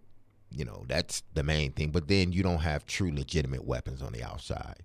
And in a league that is so pass heavy, you got to have playmakers on the outside. And they just didn't have enough. They had Andrews, who's arguably the best tight end in the league, or second best. Lamar loves him. Yeah, because he knows that's that's the only guy that has proven week in and week out, play in and play out, that he's going to be there and show up. They didn't get him enough of that on the outside for whatever reason. But I'm pretty sure if Mike Vrabel said, hey, Greg's our guy, we're going to bring him in, I'm sure that the offense could be tailored around whatever quarterback or personnel you have. That's just, ultimately that's just the way this league is. You come in with an idea, you look at your roster, and then you either tweak that idea, but you make it fit the players that you have, because it's easier for me to sort of look at my talent and say, okay, let me put together my offense based upon my talent than the other way around. So I'm not saying they're going to hire Greg Roman, because I don't think they are. But, Greg has had a stint with the San Francisco 49ers, but that was before, I believe, Kyle Shanahan had got there. That was with Harbaugh and in the system that they ran, and they were successful. They went to a Super Bowl with that system. He was in Buffalo. So, I don't think they would hire him in this capacity. Where he goes from here, I don't know. But, it's just like anything. You have to, when you come in with a new system, you got to make sure you got the players that can run that system. And like you said, if he's bringing that system here, man, you can run it, yes, but it's going to be tough, to run it because you don't have the quarterback that can run this, and not the way that Lamar ran it, so to speak. So. And to the caller's point about the offensive line, the Titans need a better offensive line, need a stronger offensive line, absolutely. I don't think that's necessarily a result of the system, but just a result of they don't have the talent. And I think Greg would do great as an offensive line coach, but that's like a demotion. If somebody else is offering you an OC job, then why would you take an offensive lineman job? It's just you're taking a few steps back in a sense. 615-737-1025 is our phone number. We'll continue to get your thoughts on that, where the Titans offense goes from here. Again, they have requested to interview Justin Outen, Denver Broncos offensive coordinator, for a position on the offensive staff. And that's all the information that we'll get. So that we've gotten, at least. So back into your phones coming up next. Plus, what does D-Mase think this offense needs? We'll get into all of that coming up next. And of course, your phones, Caroline, Willy, D-Mase, 1025, 1063, The Game. Hey, this is Matt Duchene, and this is Smashville. Running down the left side with Duchene. Duchene scores! Matt Duchene with the overtime winner. You're listening to the flagship of the Nashville Predators radio network, ESPN 1025, The Game. All right, time to add this to your New Year's resolutions. Win money in 2023 with Superbook Sports. It's me, Chase McCabe. Superbook has over 3 decades of sports wagering experience in Las Vegas, so you'll get the best odds anywhere as we continue the football playoffs. Plus, guess what? You can check out their special odds boost and their promotions over at superbook.com. They offer a lot, and they're always changing. You want to check it out. Make 2023 the year when you win money from Vegas. Just download the Superbook Sports app now and place your bets and get to winning. All the games are up for this weekend. You can check them out. I like a lot of the underdogs. I think you should look into those. That is what I would do, but it's all there. And they have all sports at Superbook Sports, and it's a very easy process to put your money in and to get to wagering. Visit superbook.com for terms and conditions. Gambling problem? Call 1-800-889-9789. At Genesis Diamonds, it's not just a new year. It's a new opportunity to bring you more choices, more value, more ways to celebrate your love. So we've expanded our selection of exquisite hand-picked diamonds from a ½ carat to 15 carats, all shapes, all sizes, all at our famous no middleman prices. This year especially, we know price matters, and we're committed to delivering the best value every day. We've also brought in even more exclusive designer jewelry, new cutting-edge fashion-forward rings, earrings, bands, bracelets, pendants, things you can't find anywhere else. And of course, Genesis is proud to offer a truly spectacular collection of luxury pre-owned Rolex timepieces. We have all the most popular models in stock with no wait list and no restrictions. Is this the year you reward yourself with a premier name and timepieces? Come to Genesis in 2023 and let our non-commissioned experts help you celebrate those important milestones. We guarantee the best value, the highest quality, and the strongest warranties and guarantees in the jewelry industry. Genesis Diamonds and luxury pre-owned Rolexes. Want to kick off the new year without any credit card debt? If that sounds good to you, you can do it with Loan Pronto's Express Equity Line of Credit. Wipe out all those credit card bills right now. Hey, Willy Donick here. Rates are down, and it's a great move to get on more solid financial footing for the new year. You don't have to do a full home refi. You can tap a portion of the equity you have and enjoy a rate that's a whole lot less than what the banks charge on credit cards. With Loan Pronto's Express Equity Credit Line, you can close in 7 to 10 days. You can access up to 95% of your home's equity. Use that money to pay off those high-interest credit card loans of any type. Credit cards, personal loans, car loans, whatever. Consolidate everything into one easy payment. Even if you did a whole total refi last year, you can tap the equity with this fast, easy program and keep your main loan intact. Call Loan Pronto, 615-499-5780. That's 615-499-5780, or go to loanpronto.com. Equal housing lender, NMLS 166-1781, subject to lender approval. Hey, it's Chase McCabe, and in the past, hair loss was inevitable. But now, you have a choice for thicker, fuller hair. Trust the experts with 45 years of experience at Hair Club. They've helped more than 500,000 clients love their hair again. No matter your age, stage of hair loss, or budget, Hair Club can customize a solution for you. And for a limited time, you can get 10% off when you book a free consultation today at hairclub.com/chase. That's hairclub.com/chase. What does it feel like to file with TaxSlayer and get your guaranteed maximum refund? It feels like the last level of a video game, facing off against the final boss who stands between you and your refund. All your refund is belong to me. Using the power of TaxSlayer like a secret power-up he doesn't see coming. Only the most tax confident can defeat me. Throwing your laptop at his video game face and watching him crumble into a giant pile of shiny coin tax refunds. Oh, not fair. You use TaxSlayer. Save up to 80% when you file with TaxSlayer. Start for free.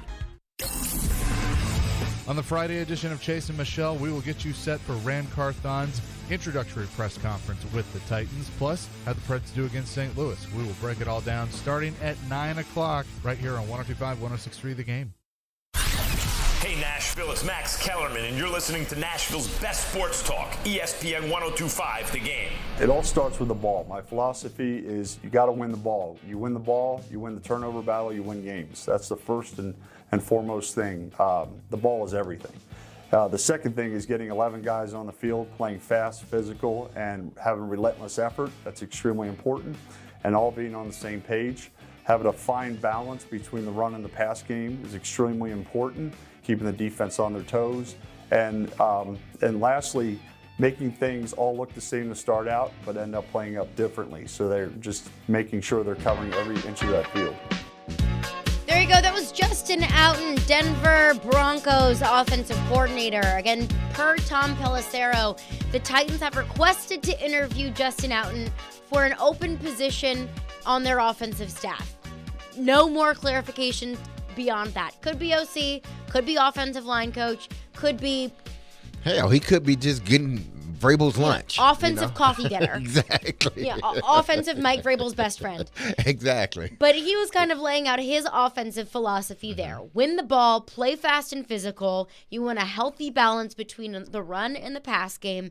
Those things the Titans didn't have offensively this year. They didn't have a good balance between the run and the pass game. They didn't play very fast. Physical, I will give them credit for that. Didn't play fast. That's what the Titans need, more speed. And then winning the ball. Winning possession. D-Mase, as the Titans start to conduct their offensive coordinator interviews, what do you think the Titans need to prioritize in bringing their offense into the future? Okay. It was interesting just listening to Justin talk about certain things in regards to offense and what you're looking for. All being on the same page. Everybody, coaches, players, we all need to be on the same page in regards to what we want this offense to look like, how we want this offense to progress during the game. How do we identify our playmakers? And then in identifying my playmakers, how do I then get them the ball? Balance. We must have balance. I'm not saying 50 run, 50 pass, but there needs to be some type of balance. Balance in this league is, hey, if you want to go 60% run and 40% pass, or 55% run, 45% pass, let's do that, or vice versa. That's balance in this league. It's not always 50-50, cut middle down, because once you're in a game, you're not thinking, okay, throughout the season, man, we've only ran like 350 pass plays. We in 250 run plays. We need to get this up to closer to the 350, 400. No, you're calling plays based upon your personnel and based upon how your players are, progressing in this offensive scheme. So balance is key, but balance is not always going to be 50-50. It's not, running it 85% of the time on first down. Absolutely. And then him saying, making it all look the same at the start. That is key. What does that mean exactly? That means this. And because from a receiver standpoint, this is what, as my career began to progress and watching other receivers, great receivers and really studying them, how they run their routes and everything else. The one thing I noticed and the one thing that I was told early on, make every route look the same. The way you come off the ball on a hitch, a 9, a curl, a in, a out, I don't care if it's 5 yards, 2 yards. that first step should always be the same. And those first 2 steps should always be the same, because if they're not, a really good defensive back will pick up on that very quickly. And they know when you come out of that huddle and get on that line, they know exactly what you're running. But if you come out the same way each and every play, whether it's a run or a pass, and you take 2 hard steps off the line of scrimmage like you're running, now they don't know. They don't know if I'm running a 9. They don't know if it's a run play. They don't know if I'm running a hitch. They don't know if it's, we're just down in the ball. They don't know because of what I'm doing. I'm making everything look alike. That's what Justin is saying at the beginning. And this is what we have been saying for the longest. In this league, there's only so many offensive plays you can run, but I can run them in different variations. I can run them out of different personnels. But at the start, they all look the same. You don't know. It's hard for you to get a beat on it. Why do you think defenses wait so long to get into their coverage? Why? Because they want to make everything look the same, and they want to try to make you make a decision based upon what they're doing right then and there instead of what they will be doing. The good quarterbacks figure it out. The bad ones don't. And that's what he's talking about with offenses. We want to make sure that when we bring out 11 and line up on the field, and whether it be in different formations, everything looks the same at the start, but then as things start to progress, it becomes different. But now it's too late for the defense. Now they got to read and react. And a lot of times when they're reading and reacting, one person might get something wrong, and that one person that's getting something wrong might end up a touchdown, 60 yards down the field. So for me, when you bring in an offensive coordinator, first you have to be able to – I want to know what he thinks of my roster. My offensive roster. I want to know what he thinks. What can he do with this roster, the personnel, offense from an offensive standpoint? What would he need to enhance this offense based upon what he wants to run? And does the philosophy of what he wants to run fit the philosophy of the team? We know Mike Vrabel, fast, physical, we going to be in your face the whole game. Well, we can run an offense like that, and it doesn't have to be turn around and get a ball to Derrick Henry 90% of the time. We can still be fast and physical. Fast doesn't necessarily mean speed. That's what people get mixed up with when the OC say we want to play fast and physical. It doesn't necessarily mean speed. It means I know exactly what I'm doing. I don't have to think about it, and I'm just going. Because I know what I'm doing. I've studied long enough that I know. It's like having a test. I know this test now. I get it in front of my face. It's not going to take me 2 hours to do this test. It's going to take me about 45 minutes to do this test because I've done the work. That's what an offensive coordinator needs to do.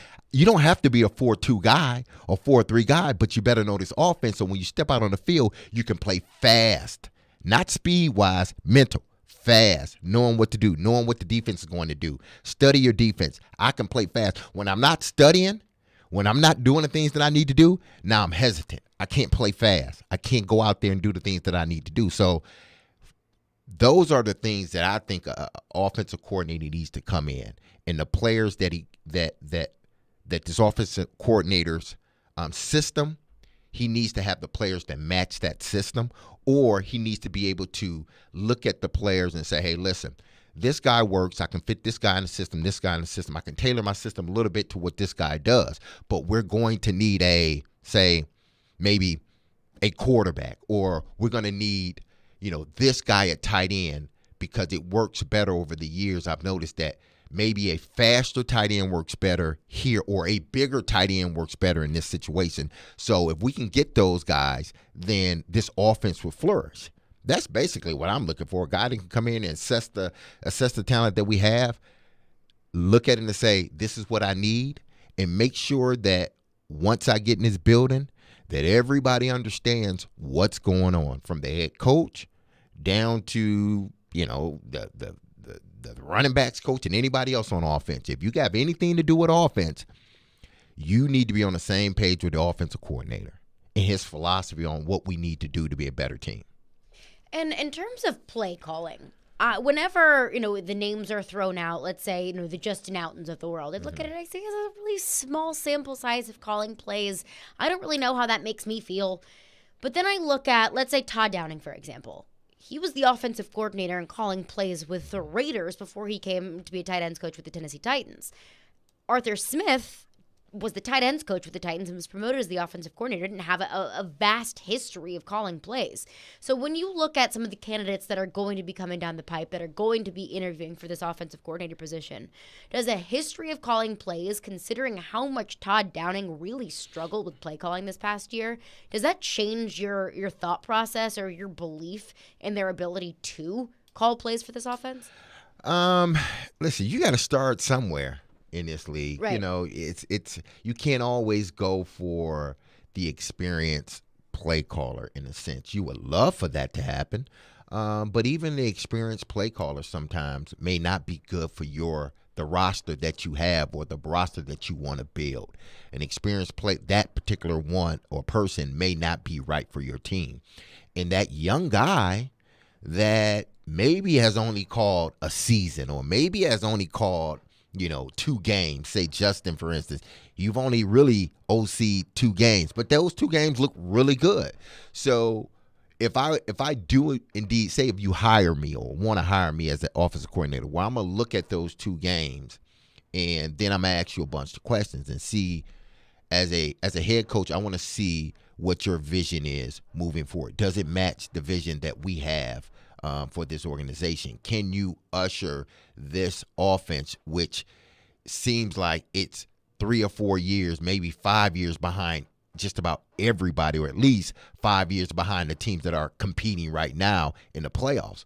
So what are you going to do, or what can you do to make sure that this time next year we are one of those offenses that people look at as being innovative, that's being creative, that knows how to use their personnel, identifying your playmakers, and not only identifying your playmakers, but getting them the ball and knowing how to get them the ball, and then identifying who your role players is, knowing when to put them in the game and when not to have a Swain in the game, or a 4th string receiver in the game at a critical time. Things that shouldn't be happening. Well, no. We're not doing that no more. We're not not throwing the ball to Jeff freaking Swain anymore. Exactly. We've moved past that. We are ushering into a new way of playing football here in Nashville. So all of these questions need to be asked of the new, and to me, it doesn't necessarily have to be the experienced guy. It could be a young guy with a very creative mind, an innovative mind. And once I sit down with him as a head coach and he start designing things and he show me film or situations where that particular play worked and whatnot, and I'm looking like, oh, okay, this kid got something. Let's see what he can do with this roster. So you want to give a guy like that a chance, and when you do, just like McVay, somebody had to give him a chance, be OC then and then a head coach, and look what he has done with it.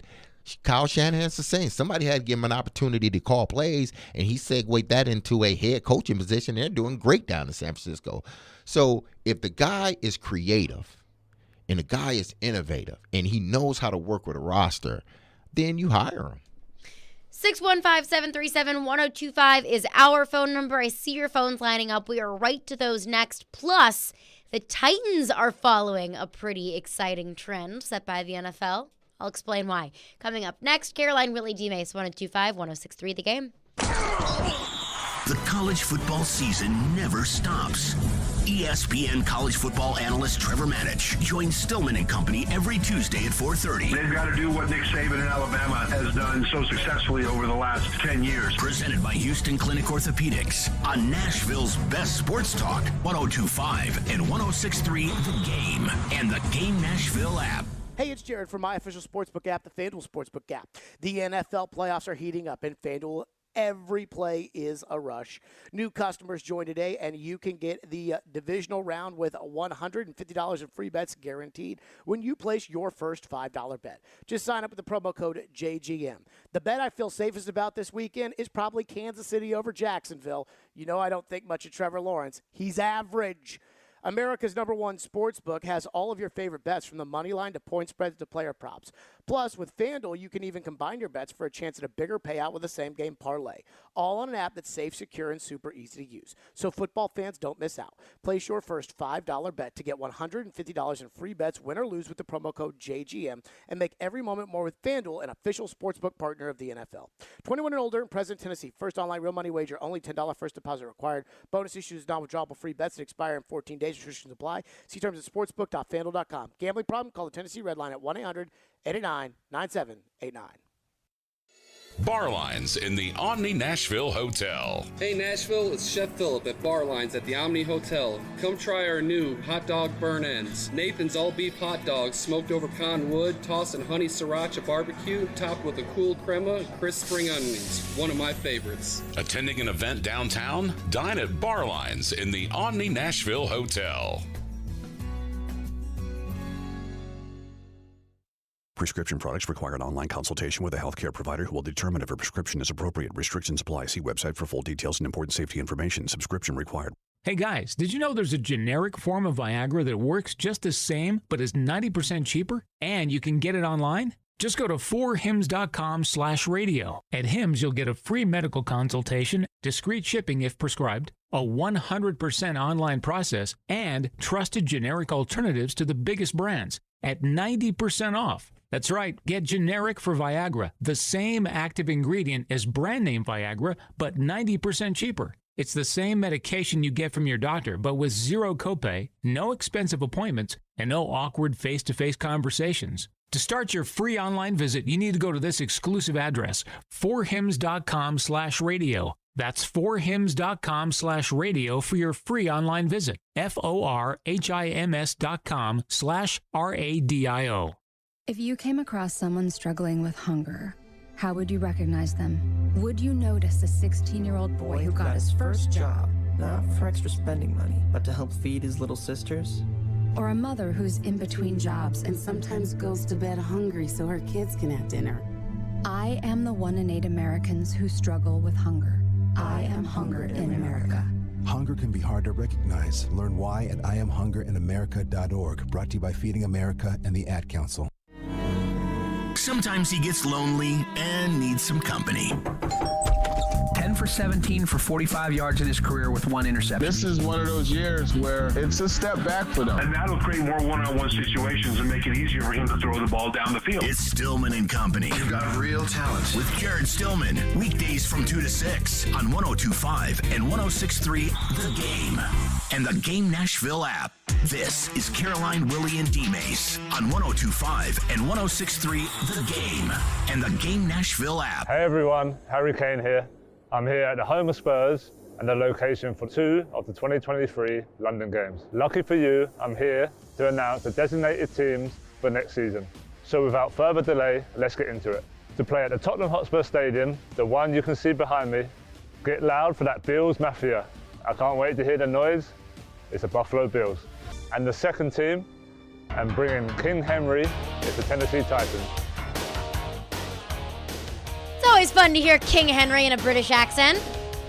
We found out this morning the Tennessee Titans will be heading to London in 2023 along with the Buffalo Bills at Tottenham Hotspur Stadium in the 2023 season. And in 2021, when the NFL decided to expand this season to 17 games, it's required that at least 3 teams every year play overseas, or there are at least 3 games overseas. That's the contract, and especially considering the expanded schedule. So these trends that I'm showing are a little bit different now, considering that there is now a certain requirement set by the NFL and a certain requirement in terms of international games. But the Titans going to London, I think, should be very encouraging. There could be some fun things in the works in Nashville. In 2016, the Texans and Raiders played in Mexico City. That was 2016. 2017, you know where the Super Bowl was? Houston. 2017, the Minnesota Vikings and the Browns played in London. You know where the Super Bowl was in 2018? Minnesota. 2018, Titans played in London. Where was the draft in 2019? Nashville. 2019, the Raiders played in London. The draft in 2020 was supposed to be in Vegas. That was the COVID year, but supposed to be in Vegas. 2020, obviously nothing, COVID. 2022, Arizona played in Mexico City. Where's the Super Bowl next month? Arizona. It's in Phoenix. So I think we can be excited that could potentially mean since there's a new stadium being built and the Titans are trying to make nice with the NFL, say, hey, we'll go to London. Hey, Buffalo getting a new stadium, too. Buffalo's getting a new stadium. I don't think anybody wants a Super Bowl in Buffalo. It's February in an outdoor stadium in Buffalo. Doesn't sound great to me. Exactly. And it is now a requirement now with the 17-game schedule that every team in the league is eventually going to have to play overseas. But the trend is encouraging that when teams play overseas, you could look at a Super Bowl or a draft potentially being played in the next coming years, because Kansas City played overseas in 2019. The draft is in Kansas City this year. So it's almost like, hey, going overseas isn't the easiest thing for us. NFL, we'll scratch your back if you scratch ours. We love a draft. You had a great time in 2019 in Nashville. Hey, we're building a new stadium. Should be open in 2026. We'd love a Super Bowl. Remember when we went to London in 2023? Oh, yeah, we'd love a Super Bowl in 2026. So that's exciting and encouraging to look forward to. Hope everybody has fun planning their travel plans to London. Yeah, I might go to that game. Why not? Yeah, exactly. I got enough time to plan it. We're going global. Exactly. Let's get back into your phone. 615-737-1025 is our phone number. If you have a thought, anything is on the table. Ran Carthon, his relationship with Mike Vrabel, the offense moving forward. But one texter texts in, Sam and Franklin says, is our new general manager the guy that scouted Trey Lance? Any chance that we go after him with Brock Purdy seeming to lock it down as the starting quarterback in San Francisco? Just a thought. So this is the tricky thing, is we don't know. We don't know who it was, because Kyle Shanahan in San Francisco has final say. So if Kyle Shanahan wants to go after Trey Lance, what Kyle Shanahan says goes. So, I mean, everybody else in that building could have said, no, we're not trading 3 first-round picks for this guy who came out of North Dakota State. We're not doing that. It could have been all Kyle Shanahan, because Kyle Shanahan obviously loves Trey Lance. So I don't know. I mean, maybe it was Rand Carthon that said, hey, you might want to look at this kid from North Dakota State because he is awesome. He could have loved Trey Lance. We don't know the answer to that. But the encouraging thing is, if the Titans, or if the 49ers just, go to the promised land with Brock Purdy. They say, we cannot move off of Brock Purdy. He's our guy. He's our quarterback. We're going to have to trade Trey Lance. That's if that happens. That's a big if. Now the Titans have a clear path to pursuing Trey Lance, because Rand Carthon knows exactly what he's good at. He knows if he's going to be worth the picks that you inevitably are going to have to trade in order to get Trey Lance. Rand Carthon knows Trey Lance. So that would be the path to Trey Lance. Yeah, obviously there's a path or connection to Trey Lance, and whether they would want to even breach that situation at trying to bring him here to Nashville. But, I mean, listen, San Francisco right now is in a wonderful space, meaning this. Both of their quarterbacks at this particular moment, both of them that will move forward with the organization, both of them are under rookie contracts. And both of them together are probably not making over $10 million or $12 million right now. They're not. So the San Francisco 49ers are in a good position, because it's not like they're paying, Trey Lance, $20 million a year. And then if they release him, they take a cap hit, or they're playing Brock Purdy. They're paying him a lot of money. They're paying both of these guys based upon their rookie contract. So they're not going to be in a hurry to make any decisions with Trey Lance. Now, Rand Carthon, does he know Trey Lance? Absolutely he does. Oh, yeah. Did he scout? I'm sure he was a part of that whole scouting of Trey Lance. Everybody, I think, has to be on board at scouting when you're looking for your franchise quarterback. I think everybody needs to be on the same page of what we want in that quarterback and how we're evaluating them. So I'm sure he had a hand in that. But San Francisco is not going to, and I would be really surprised if they were. But I don't think San Francisco is going to be in any rush to give away Trey Lance. Even if Brock Purdy takes them to the Super Bowl, I don't still think they're going to be in a rush. They're going to take their time, do their due diligence, and whoever comes up with the best package, then you get Trey Lance. I'm just not going to send him to Nashville just because Rand Carthon has a relationship with them. So I'm gonna give him away for 2 second-round draft picks. Oh, no. Everybody, send your envelopes to me. Let me open these envelopes and see what y'all are offering. But until then, it's not like we have to move on from Trey Lance. Again, we can keep him just because. What if, Brock Purdy does take it to the Super Bowl, whether we win it or not? That's a side story. But he comes back the next year and we name him the starter and he gets hurt. First game of the season. Guess who got hurt first game of the season last year? Trey Lance. Trey Lance. And then Jimmy Garoppolo. And they were lucky to have Jimmy Garoppolo. Mm-hmm. And then they were lucky to have drafted Brock Purdy. They don't want to be in a situation where they can't look back and lean on a quarterback. A quarterback that they believe that can take them to the Super Bowl. So if Brock Purdy gets injured, there's Trey Lance waiting on us. He was a starter before. We believe he can be a starter again. So I don't think they will be, just because Rand is coming here, they would be like, oh, my goodness. Yeah, Rand, what do you want to offer for Trey Lance? And then, Rand is like, listen, I need to come in and assess this roster first. I don't need to be thinking about guys I can bring in right now as I come. I need to assess this roster first, see where they're at, see what Mike Vrabel is thinking with the quarterback. And if he wants to move on with the quarterback, well, I have a history with Trey Lance. I can possibly say, hey, listen, we're interested. What would it take for us to have Trey Lance on our team? I think more than anything, that's the way it would probably go. I just don't think now that Rand's the GM that, Trey Lance is more likely to come. I don't think that's the case. Me, again, it's just only me. Go out and draft your quarterback. Let everybody be in the process of evaluating your quarterback, and let's go draft one this year. 615-737-1025 is our phone number. We're talking to Elliot Friedman from Sportsnet. Coming up next, it's Caroline, Willy, D-Mase, 1025, 1063 The Game. ElectronicExpress.com. We make it happen. Finding great candidates to hire can be like, trying to find a needle in a haystack. Sure, you can post your job to some job board, but then all you can do is hope the right person comes along, which is why you should try ZipRecruiter for free at ZipRecruiter.com/radio.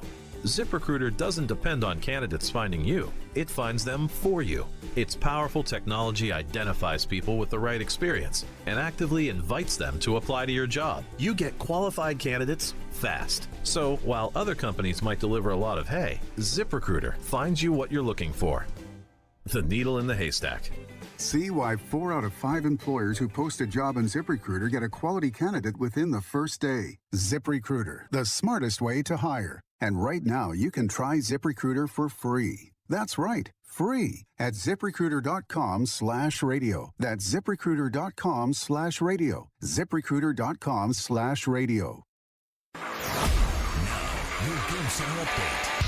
This update is brought to you by the law offices of Amanda J. Gentry. The Tennessee Titans officially announced their hiring of general manager Rand Carthon yesterday. He'll be the Titans' 14th general manager in team history. The Titans will introduce their new general manager on Friday with a press conference at noon. And Charles Robinson joined Robbie and Rexrode this morning, sharing his comments on the hire. Again, the people who know Rand say that he's a really good fit with Mike Vrabel. So maybe it's a little less relevant other than, Mike having survived this and expecting that he's going to have a lot of influence.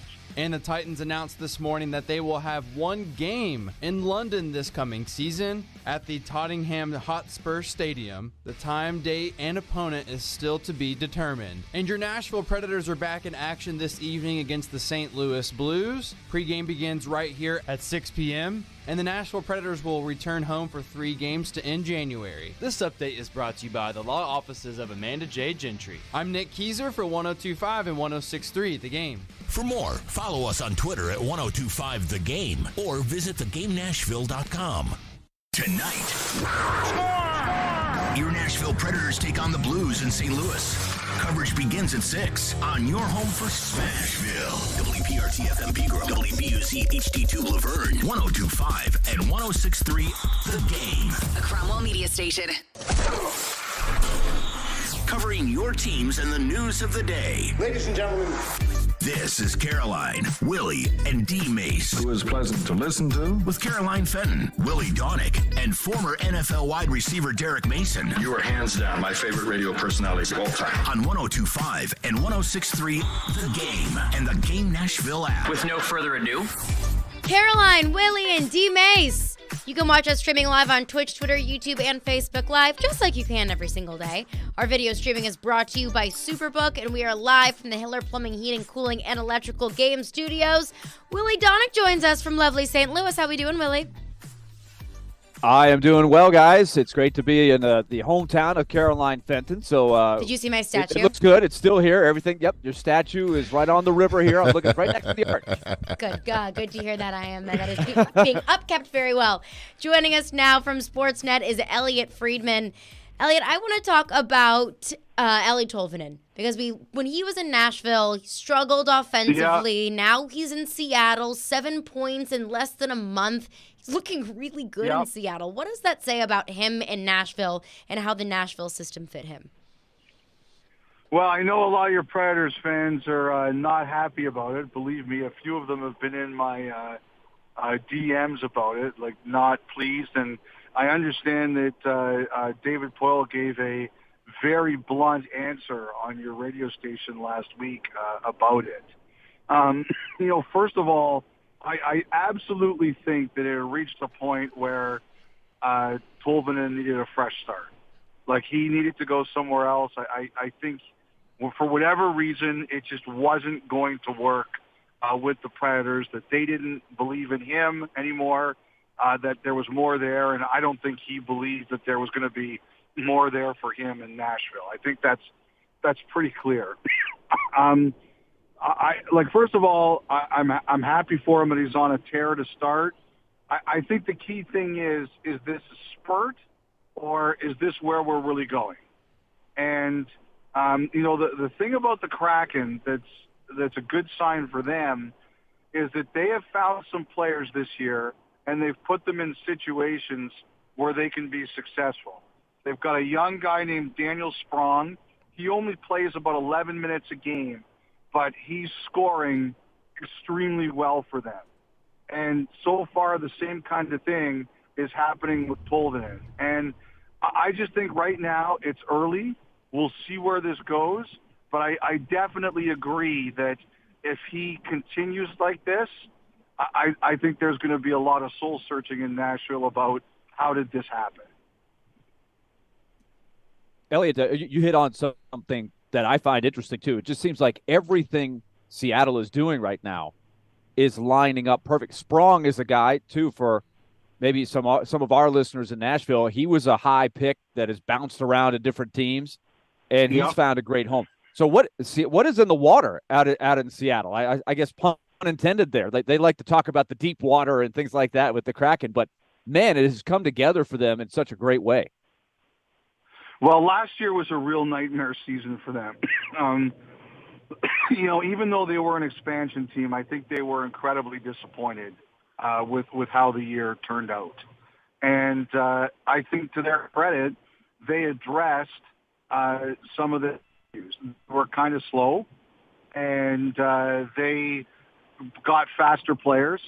I think that's one thing. Like, I know the teams that played against them in the exhibition season felt they were noticeably faster. They went out and they spent money on a couple of scores. They really couldn't score last year. They got Burakovsky, who won a Stanley Cup in both Washington and Colorado, and they went out and they spent for him. And they made a really good trade for a guy you guys know a bit from Columbus, Bjorkstrand. They went over the cap, or they had cap situations when they signed Johnny Gaudreau, and they basically had to dump him for draft picks, and Seattle made the move. So I think the two things they did was they addressed the two of their major weaknesses. One, they weren't very quick, and two, they couldn't score. They brought in scorers, and they brought in faster players. And I think the other thing about that is, like, guys like sometimes some players aren't made to play 20 minutes a night. Like Sprong, like I said, he's only playing 11 minutes a night, and he's scoring up a storm for him. Well, maybe he's an 11-minute player. there's no shame in that. You have to find roles for people where they're going to be able to be put in position to be successful. And I think that's one thing that Seattle has done very well this year is put players in roles where they're going to have where they're going to be in position to be successful. This is going to be an interesting one tonight here in St. Louis. You've got the Blues who have some banged up guys, and I know there's been a lot of chatter recently, Elliot, about Ryan O'Reilly because his injury is going to keep him out until fairly close to the trade deadline. So what are you hearing there? Well, I think it's more likely than not he's going to get traded. I think that the Blues don't want to do long-term at his age. I don't think O'Reilly's that interested in doing short-term. Look, I think people know Ryan O'Reilly's resume. They know who he is. And I'll bet you something, Willie, I'll bet there'll be people who don't even care that he's been hurt. As long as he comes back healthy, they'll say, look, he got a rest, and he'll be ready for the stretch drive in the playoffs. So I don't think this is going to scare anyone off as long as he returns healthy. And I do think it's more likely than not he's going to be traded, and the same is going to go for Tarasenko. I think it's much more likely than not that Tarasenko is going to be traded too. So I that's what I'm curious about. You've got two teams tonight that are sort of on that bubble. They both desperately need to win this game to sort of move up the ladder. And so, it's interesting how I read a lot of stuff about St. Louis. A lot of people are saying, trade some of these guys. When they're right, they still look like they could be a very, very good team. But in the context of that, it seems like this is a team that Nashville has to finish ahead of. I can't see a scenario where both of these teams make the playoffs, it seems like. Well, I think for one thing, there's still time for everybody to make their decisions here. The trade deadline is still 6 weeks away, so it's not like everybody has to make a decision tomorrow. I think the way the teams get to where the teams are in between now and then and where they go between now and then will determine a lot of decisions, which is fine with me. I think the thing, when I see the Predators, the one thing about them is they've gotten close a couple of times, but they've never actually gotten into a playoff position. Like, I think that's what you have to do. It's last week they got that huge win over Ottawa, and then they lost, 3 games in regulation and didn't get a point. And, you can't, Toronto, Montreal, and then the Saturday game against Buffalo, you can't do that. You cannot do that. When you have a win against Ottawa like that, you have to build on it and you have to get close. And then they get a huge win over Calgary, a game they absolutely had to have on Monday. Like, for me, what the Predators have to do is they can't just keep being close. They have to get in. Like, they have to say, we're not just going to get within 2 or 3 points and then we're going to start losing again. You have to be right there. You have to at least crawl into a wild card spot for a couple of days, because I think there's a big difference between showing that you're a team that can simply get close and being a team that actually is in and shows they can get in. And that's what I'm waiting for the Predators to do, actually be in a playoff spot for a few days. No question about that. Elliot, there was a big story earlier this week out of Vancouver where it looks like there could be a shakeup coming, a team that's sort of come to grips with they probably aren't ready to make a run towards the playoffs there. What can you look for teams that are looking to add? I know in the big picture, it's going to be tough to move a lot of these contracts. It seems like every GM's coming to the same conclusion. Even if you want to break it down and do some retooling, you don't find a whole lot of partners out there. Well, I think one of the things is it's very hard to do it right now. Like, this is a league that doesn't have a lot of cap room in it. There's most of the teams, well, more than half of the teams are in long-term injury or right at the cap, so there's not a lot of freedom to make moves. But look, I think Rick Tocchet's going to be their coach. I thought it was going to be Monday. It might end up being sooner, but Rick Tocchet is going to leave the TNT studio to be their coach. And look, I think they're going to have players out there. I know there's been some rumblings about Bo Horvat and the Predators. I do think the two sides have talked. I don't think they're anywhere close to a deal. I think the Predators, I think the Canucks want not just guys who are two or 3 years away. I think they want young players who can play now. I don't think teams are going to be too interested in doing that unless they can talk to Horvat about an extension. And the other thing, too, is, you've got some young guys who are breathing new life into your lineup. I'm not sure how much Nashville is going to want to fool around with that. So I'm not convinced. It might end up being the case closer to it, but I'm not convinced Nashville is going to be the landing spot for Horvat yet. But look, I think the Canucks, they're open for business. Everybody knows it. Everybody knows that if you have everyone but Pettersson, you can talk to them about. And you have to make them an offer that they like. The problem is, and it's the line I use a lot, this league is constipated right now. There's too many teams that don't have any cap room. All right, Elliot Friedman from Sportsnet, appreciate you for joining us. We'll chat with you next week. All right, guys, have a good week. All right, thanks. Have a good one. And Elliot Friedman joining us on Thursday at 1 o'clock, as he does every week. The Predators are in action tonight in St. Louis. Predators in St. Louis in a very similar situation, both on the outside looking into the playoffs, hoping to creep in, like Elliot Friedman mentioned, into at least a wild card spot. How can they keep things moving? We'll get into that coming up next. It's Caroline, Willy, D-Mase, 102.5, 106.3 The Game.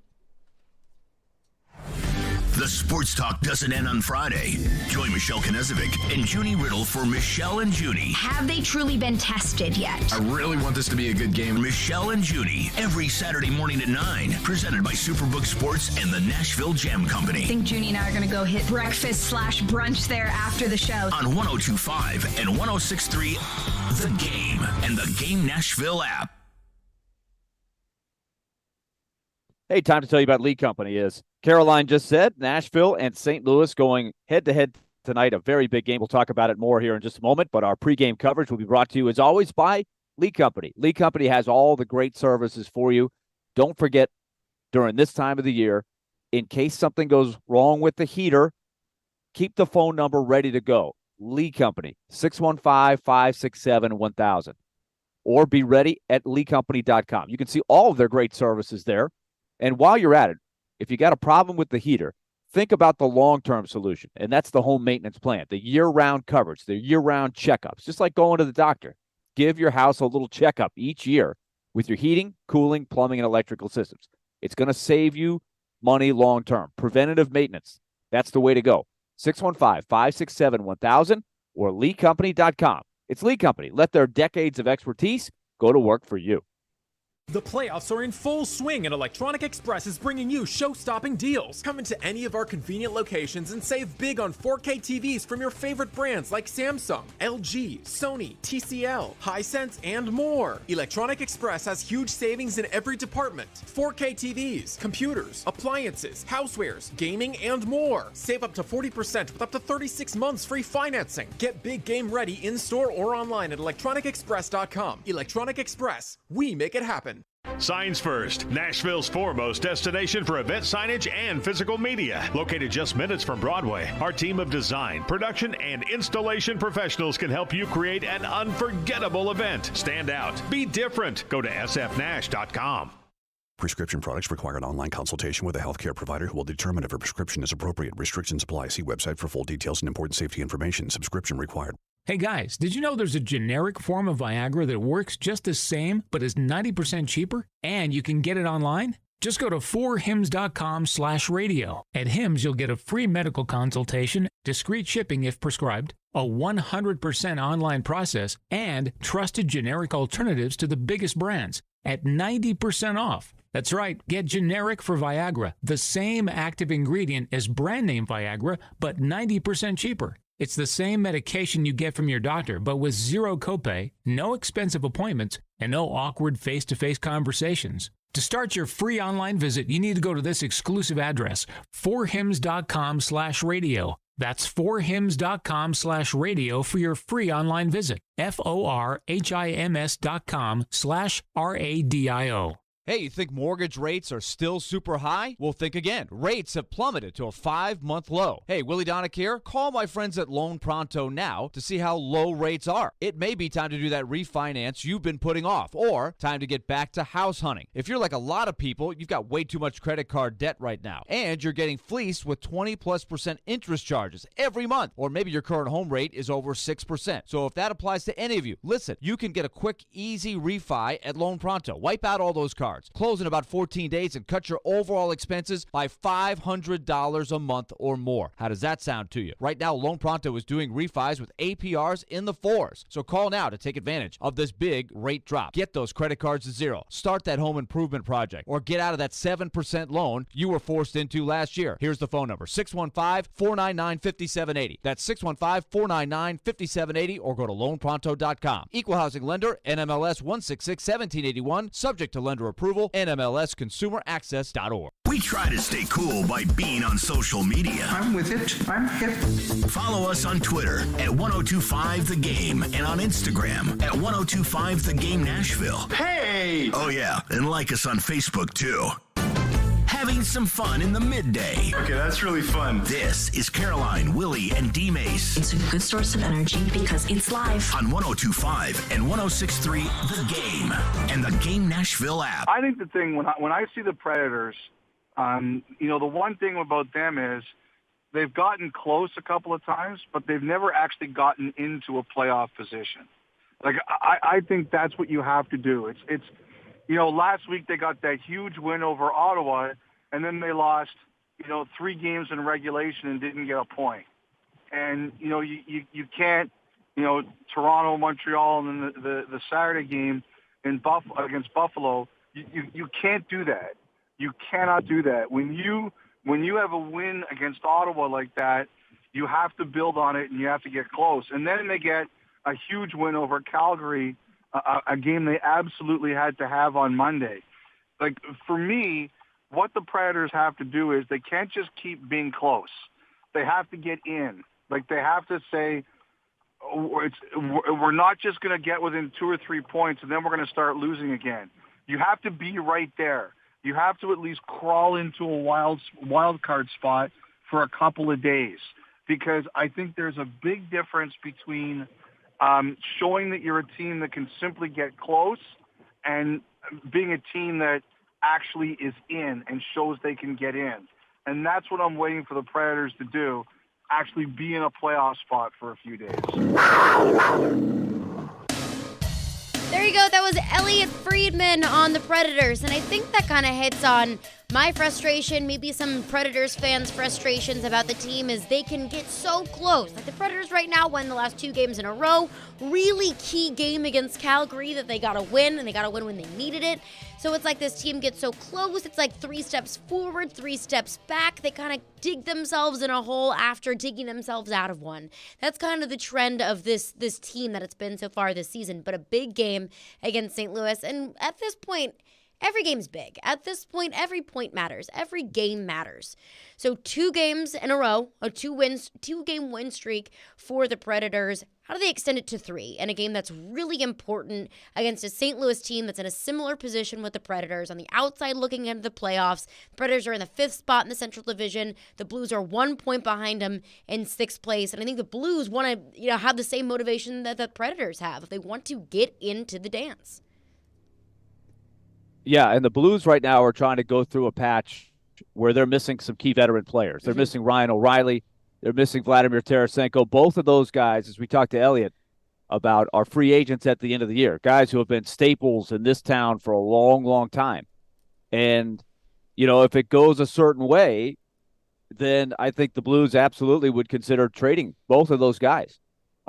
If they trend back the other way, then they might hang on to them. So I think the Predators are in that similar situation.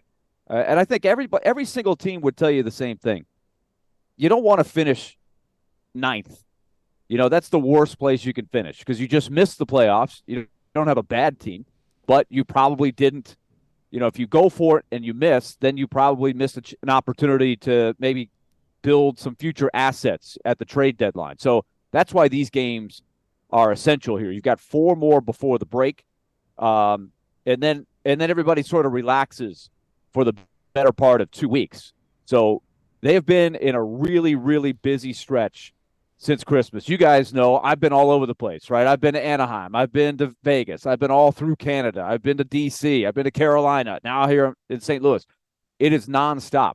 So you got to push to the break, in my opinion. These next 4 games are very, very important. I feel like they're trending in the right direction, but I do think, as Elliot said, there's got to be another level that they've got to find. They've got to keep climbing until they hit another level, which would avoid, like, they just can't afford, a downturn where they go winless for 6 games, which has happened a couple of times already this season. You only get so many of those before it's probably not going to be enough. Right now, guys, they have 48 points. They have 38 games remaining. So in the last 38 games, you probably need in the neighborhood of about 48 more points, right, to get to around 96, which most years would get you in there. I do think there's going to be some competition. So, that's what you're trending towards. You can't get them all tonight. The world doesn't end if you lose tonight, but every game is so important because you've lost, that slack in the rope. You don't have much margin for error in the second half of the season. Willie, this is something that I talked about with Hal earlier in the show. It was that this Predators trend that you highlight, they'll go winless for 6 games and they win a couple more to keep things at least a little bit interesting. But I fear that trend is kind of due to goaltending, that I fear that this team can't win very many games if it's whether it's UC Saros or Kevin Lankin and whoever is in net isn't playing red hot. This team really struggles to win games. It ebbs and flows as the goaltending ebbs and flows. And right now, UC Saros is playing lights out. But what if the Predators don't get that? Can they win the games they need to win? Can they get the points they need to get? I think those goalies are going to give you a chance to win most nights. I think UC Saros had a patch where he struggled earlier in the season. There was the other win streak. Remember, they went 0-4-2. Playing incredibly well, but they couldn't score. Remember, I think they scored 9 goals in the 6 games, and they kept, they had a game here last time we were in St. Louis where the game was 0-0 at the end of 60 minutes. UC Saros couldn't play any better, and they got an overtime goal to beat them. So I do think that's the focus. It's not going to be because they don't have good goaltending. They have maybe the best goalie tandem in the league, which is a great way to win games. But I do think the overall game for in front of those guys, they've got to give them a little bit more support. They've won a lot of games 2-1. It's not easy to win when you only score 2 goals per night, right? But they've won a bunch, and so that's a tip of the cap to Saros and Lankin and how well they've played. So you're right. If all your eggs are just in the goalies, you're probably going to come up short. You need a little bit more in front of them, no doubt about it. And how do they get that? And it's so easy because I was talking about this with Hal as well, because we hear the word consistency all the time with this team, and I think it's fair. You can see it. If you just look at the schedule as a whole, win a few, lose a few, win a few, lose a few. The consistency isn't quite there in terms of, with the outcome on the scoreboard, but the consistency in front of UC Saros isn't there either. And it's the golden question. And if I could answer that question, I'd probably be a hockey coach. But how do you get that? How do you get that consistency? How can you do more in front of UC Saros? Since they had that 0-4-2, right? They've gone 9-4-2. They did have the 3-game losing streak. And I think really the only ones that hurt for me, and Elliot was talking about it, but when they lost the 2 straight games to Montreal and Buffalo, they needed one of those 2, right? So that's the little bogey, if you will. If you're on the golf course, that was the bogey, right? Not getting one of those 2. Losing at Toronto by 1 goal, as we talked about the day after, right? They played a pretty good game in that one. But they bounced back. I didn't think it was a huge win against Calgary on Monday. I didn't think it was their best at all against Columbus. They had a very good start, and they were not able to put away Columbus early, and then they sort of let the foot off the gas, and Kevin Lankin had to sort of come to the rescue for them. They know they're going to have to be better tonight. So to answer your question, Caroline, how do they do it? Well, I think it's the same things we talk about. I think what's coming around a little bit, they're starting to get more points from the blue line. Other guys besides Roman Josi are chipping in, so that's a little part of, that's a little element that they weren't getting earlier in the season. The young centers, Cody Glass, Juuso Parson, and Tommy Novak, I think with each passing week, those guys look like they continue to solidify, and so those guys are for real. The power play has dipped a little bit after that came to life. So the power play obviously is a huge part of this equation.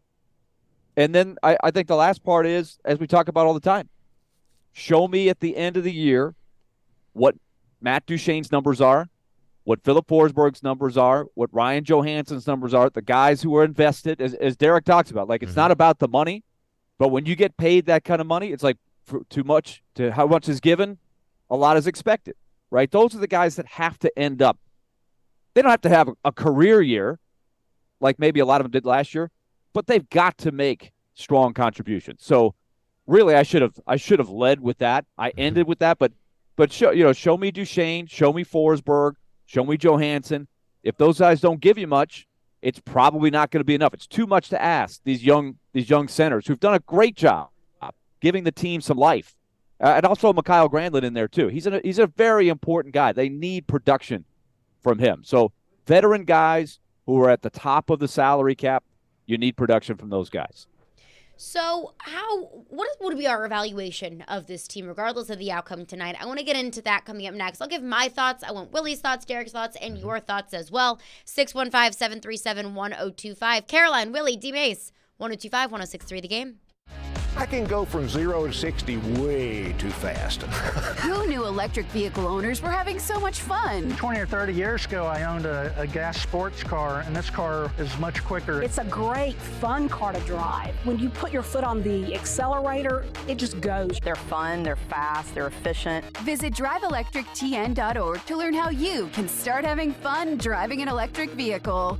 Sponsored by the East Tennessee Clean Fuels Coalition, the Tennessee Association of Broadcasters, and this station. Hey, let's talk about the mortgage rates right now. If you're sitting there going, hey, I've been hearing the mortgage rates are way up there, well, Loan Pronto wants you to know the rates have actually plummeted to 5 months lows. So they're not as high as they have been. And this might be the right time for you to call Loan Pronto and continue with your financial planning for 2023. See how low the rates are. Right now, Loan Pronto is doing refis with APRs in the 4s. So that's good news. So if you've got one that's more like 6% or 7%, you need to call Loan Pronto right now because they can get that rate down for you. And what does that mean? It's going to save you about $500 a month or more. So there's a quick, easy plan. We've done it ourselves through Loan Pronto. It's all digital. They wipe out a lot of the paperwork that used to be a part of this process, and you can have, in about 14 days, a new financial plan, a better rate, and then the cash available to you to go do what you need to do. Pay off the credit card bills, start a home improvement project, etc. So, without further ado, call Loan Pronto 615-499-5780. That's 615-499-5780, or go to loanpronto.com. Equal housing lender, NMLS 166-1781. Subject to lender approval, NMLSconsumeraccess.org. Built upon a solid foundation of cast iron and steel, the Kubota LO1 series is part of our under 100 horsepower tractor lineup rated #1 for reliability. They feature powerful Kubota diesel engines and easy operation. The durable Kubota LO1 series. Talk to your local Kubota dealer today to schedule a demo. Go to KubotaUSA.com for full disclaimer. Visit Coleman Tractor Company, your local Kubota dealer in Clarksville, Nashville, Paris, and White House today. Hey, it's Jared with my friends at Hiller. Kick off the new year with new upgrades for your home. This month, when you buy something you need for your home, Hiller will give you something you want. Pick your prize. Get a free 55-inch TV, Apple iPad, Solo Stove, or Nintendo Switch when you purchase new whole home generators or select new HVAC systems. Or a free 55-inch TV, Nintendo Switch, or Solo Stove when you upgrade to a new tankless water heater. There's no better time to take care of necessary home replacements, so call Hiller. That's Hiller Plumbing, Heating, Cooling, and Electrical. Call the Happy Face Truck today. Can't get enough Vanderbilt basketball? Intercepted right all by himself for a one-hand flush. Your home for the Commodores is 93.3 Classic Hits. Put it up. It's good. Count it. Join Coach Jerry Stackhouse and his team on their journey through the SEC. Pull to trigger. Yes, from three. Check out Vandy Hoops on 93.3 Classic Hits and the Classic Hits app.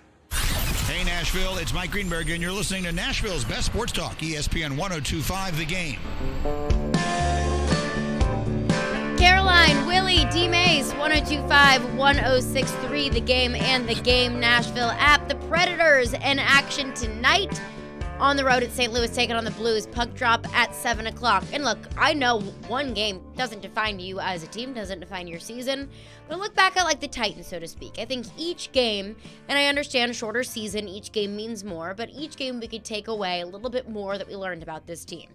The Titans get blown out by the Buffalo Bills. We say, okay, that's the difference between the Bills and the Titans. The Titans play really close with Joe Burrow and the Bills. And then we learned, okay, maybe the talent differential isn't that big between the Titans and what is viewed as one of the top teams in the AFC. Predators in it with a key game in terms of the standings tonight, taking on the Blues. And I kind of want to establish it here. And I'll give how I feel about this game. Because if the Predators win tonight, good. You did what you needed to do. You went on the road against a solid team, and you got to win. You're on a 3-game winning streak. Things may look up. But I'll also look at it as the Blues are without 2 of their top players in Vladimir Tarasenko and their captain, Ryan O'Reilly. If the Predators lose tonight, I'll look at it like, this is a team that continues to ebb and flow. You get a really key game against Calgary. You go on the road against St. Louis, a team that is losing 2 of its best players, and you aren't able to beat a St. Louis team that is vying for a similar playoff spot, similar to you are. So that's kind of how I'll feel about it. You win, good. You did your job. You beat a team that's without 2 of its leaders, and we can continue the momentum going into the weekend as the Preds take on the Kings on Saturday night. You lose this game, maybe that's what you are. A team that's that has lost 2 of its best players, Vladimir Tarasenko, Ryan O'Reilly, both on IR. The Blues have been dealing with injuries as of late. And, you continue to ebb and flow and you continue on this trend. Yeah, I mean, if you look at this, and this is a question I want to ask you, Willie, because you look at what they've been able to do and what they haven't been able to do. Right now, I think they sit 3 or 4 points out of that wild card spot, along with Edmonton and Calgary in Colorado, with 5 games, I believe, remaining before the All-Star break. Willie, what is it that 4. they need? 4. What is it that they need to accomplish, before the All-Star break that will put them in a position, and then subsequently right after the All-Star break? Yeah, I think you have to look at these 4 games as very important, because who do you play? As Caroline said, you've got St. Louis. That's a team that's right there with you in the standings. They're in that pack. Then you've got L.A., another team on Saturday that, if you could catch them in the standings, that's huge. So that's another team you're competing for those spots. And then you have Winnipeg, who is having a very, very good year. And that's the team that I think has been probably the biggest surprise in the West, where everything kind of went wrong last year for them. It's not a whole lot of different players, but everything's going right for them to this point. So it's another good measuring stick. They were right in the game at Winnipeg, easily could have won that game, ended up losing in overtime. That's when they were missing the 3 defensemen. So I think in these 4 games, somewhere in here, a 3-0-1, a 2-1-1, you got to have some points here, right? I think it will be a bitter taste if you go into a long break at the end of January on a low note. So I think these 4 games in a package are really important because, like we said, they don't have a cushion. There's no cushion. They have to continue to push from here. And I will bet you guys there's going to be a couple teams that around this time of the year look dead in the water and they catch fire. Dallas last year looked dead. They caught fire. Edmonton last year around this time of the year looked dead. They caught fire. And there will be some other teams on the other side that had played really well for the first half and then have issues for whatever reason. They come back to earth a little bit. A couple of guys get hurt at the wrong time, and they can't overcome it. It truly is a marathon. So, Caroline, I get it. You circle this game, you're like, man, this is a huge game, and I completely agree with that. You can't panic if you don't get it, but, there's going to be a lot of big games. Every game is big, and at the end of the day, you got to win, like I said, they need to come up with. They have 48 points right now. They need by the end of the year to get into that 96, 97 range if they want to be in the playoffs. So that's the goal. It's consistent. Put your best effort out there every night. Get good play, starting with your top guys. That was something that John Hines said after the game against Columbus in our broadcast. He wasn't happy, with how they played. They won the game, but he said we need more from and he said our leadership group. And who's he talking about? He's talking about Yossi, Duchesne, Johansson. He's talking about the veteran guys. They're the ones that ultimately have to carry the team. And I'm with you. I mean, it's not everything. I'm not putting all of my eggs into the St. Louis Blues basket tonight. But I'd say, each game at this point, especially considering it's such a key point in the season, each game you can kind of learn a little bit more. And you are gaining a little bit more about what this team can do in the postseason. But to your point about Edmonton, didn't Edmonton fire their coach in the middle of the season last year? Yes, they did. So, I mean, in talking about catching fire, I'm not saying that the Predators should fire John Hines today if they lose to St. Louis, but could that be the reason why Edmonton caught fire? It could have been. I think you could go through history where coaches got fired and a team turned around. You could look at plenty of history, and let's go with one right in our backyard. Barry Trotz. He was on the hot seat a bunch during Washington's championship season of 2018. They stuck with Barry Trotz, and they turned it around, and they won the whole thing. They could not, for their lives, get past the Pittsburgh Penguins. And so there were a lot of people howling for Barry Trotz's job, and sure enough, they beat Pittsburgh. They went on and won the whole thing. So it doesn't always have to be changing the head coach. Certainly that happens, and I think coaches feel pressure. There's no doubt about it. Vancouver's about to change their coach. Coaches get fired during the regular season. So I don't know what the future holds there, but I think John Hines has done since he's been there a very, very good job overall. I don't think this is an underachieving team until this year in the first 20, 25 games. That's where I thought they really they dug themselves a little bit of a hole that they're trying to dig out of right now. But I think the formula right now is much, much better than it was. I think the feeling in the locker room is much, much better than it was, and it has been probably for the last month and a half. Since that low point where they went 0-4-2, McDonough was hurt, Carrier was hurt, Jeremy Lauzon was hurt. They were playing without three of their best defensemen. That's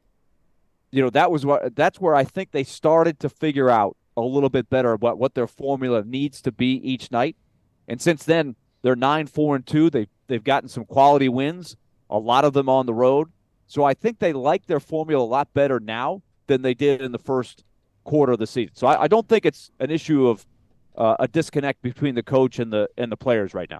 So what you're saying, Willie, is now you think now that those guys have come back, obviously UC has whatever hiccups he was having at the beginning of the season, those are gone. They are closer to the team that we will see moving forward than not. Closer. Yeah. What has to happen next, I think, is they need a little more consistently in scoring. And it's got to come from Matt Duchesne. It's got to come. Now, Forsberg has had a hot streak here. He's been playing much better, right, in this. If they could get Forsberg and Duchesne. Here's another thing that happened, guys. For a while, for whatever reason, Forsberg and Duchesne were not clicking together. They split them up for a while. Now, if you notice, they've put Cody Glass on the line with those two. They put them back together. And that's worked pretty well the last couple of games. Cody Glass had a nice goal the other night. Duchesne and Forsberg have, I think, reignited a little bit of their chemistry. Duchesne he's gotten a point here, a point there, but he hasn't really had the hot stretch at any point this year that he had last year. And I keep saying the same thing. I don't think anybody's expecting him to score 43 goals, right? That was a career year. But they need a lot more than they've gotten from him this year. He's capable of a lot more.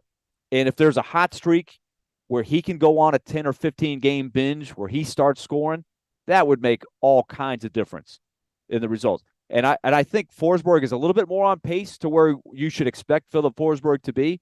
but he obviously has to keep it going here in the last 38 games.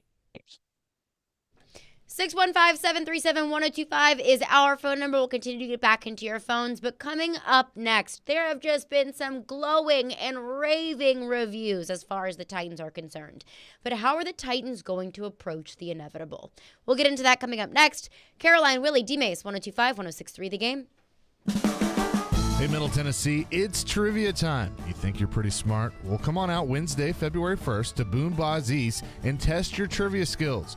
Featuring Willy Donica's Trivia Master, all proceeds support STARS and the hope, health, and connection of young people in our community. Register your team of no more than 4 and let the competition begin.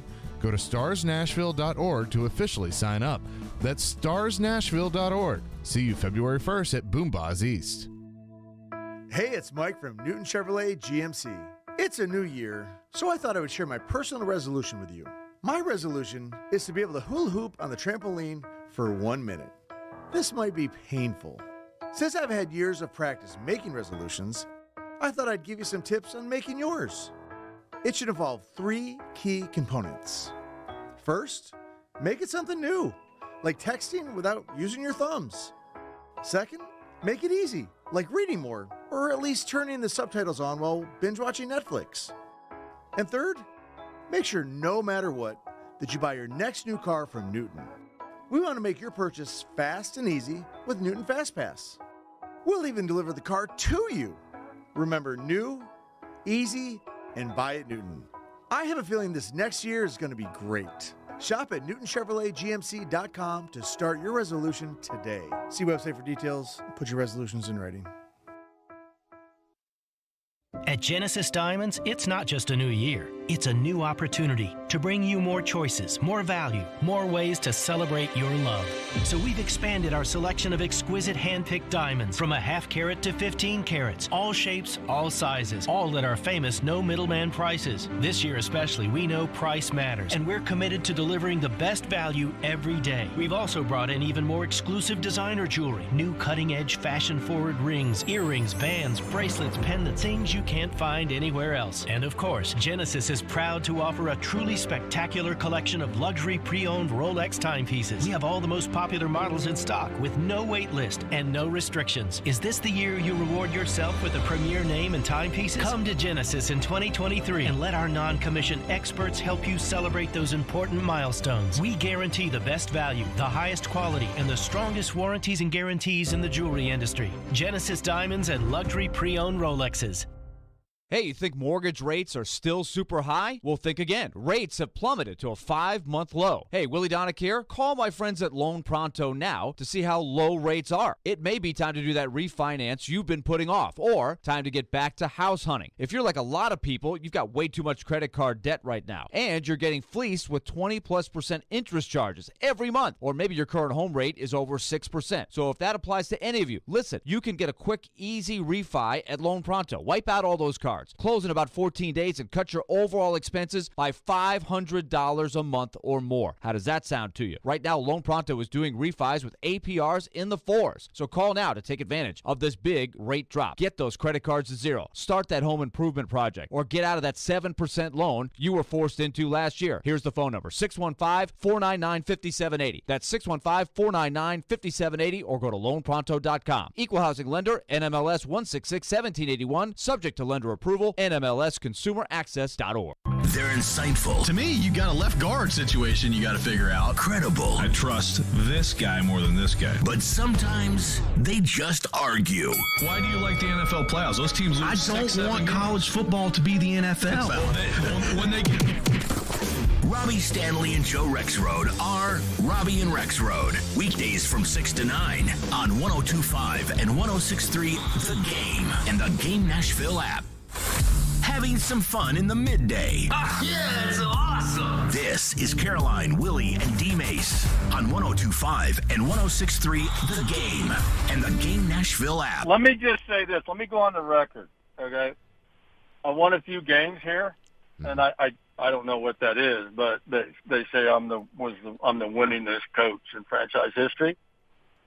That record is going to fall with this relationship between the two of them. That's how strongly I feel about Mike, the organization, where it's headed, and this hire. That was Jeff Fisher on the show yesterday. And look, I don't think anybody knows more about this the Ran Carthon Titans marriage, top to bottom, all the way around. Nobody knows more than Jeff Fisher does. Jeff Fisher worked with Ran Carthon in their stint with the Rams. Ran Carthon was the director of pro personnel in St. Louis and also in LA. And then, of course, Jeff Fisher, I keep wanting to say Mike Fisher. Jeff Fisher was the former head. Well, we were just talking Titans Preds, coach. so I think that's okay. Mike Fisher, Mike Vrabel, Predators, Jeff Fisher, all these names in my head. But before we get into this Ran Carthon, Mike Vrabel power balance, be the first person to answer Willy's trivia question correctly, and you will win a pair of tickets to see local comedian Nate Bargatze as he goes from Old Hickory to Bridgestone Arena.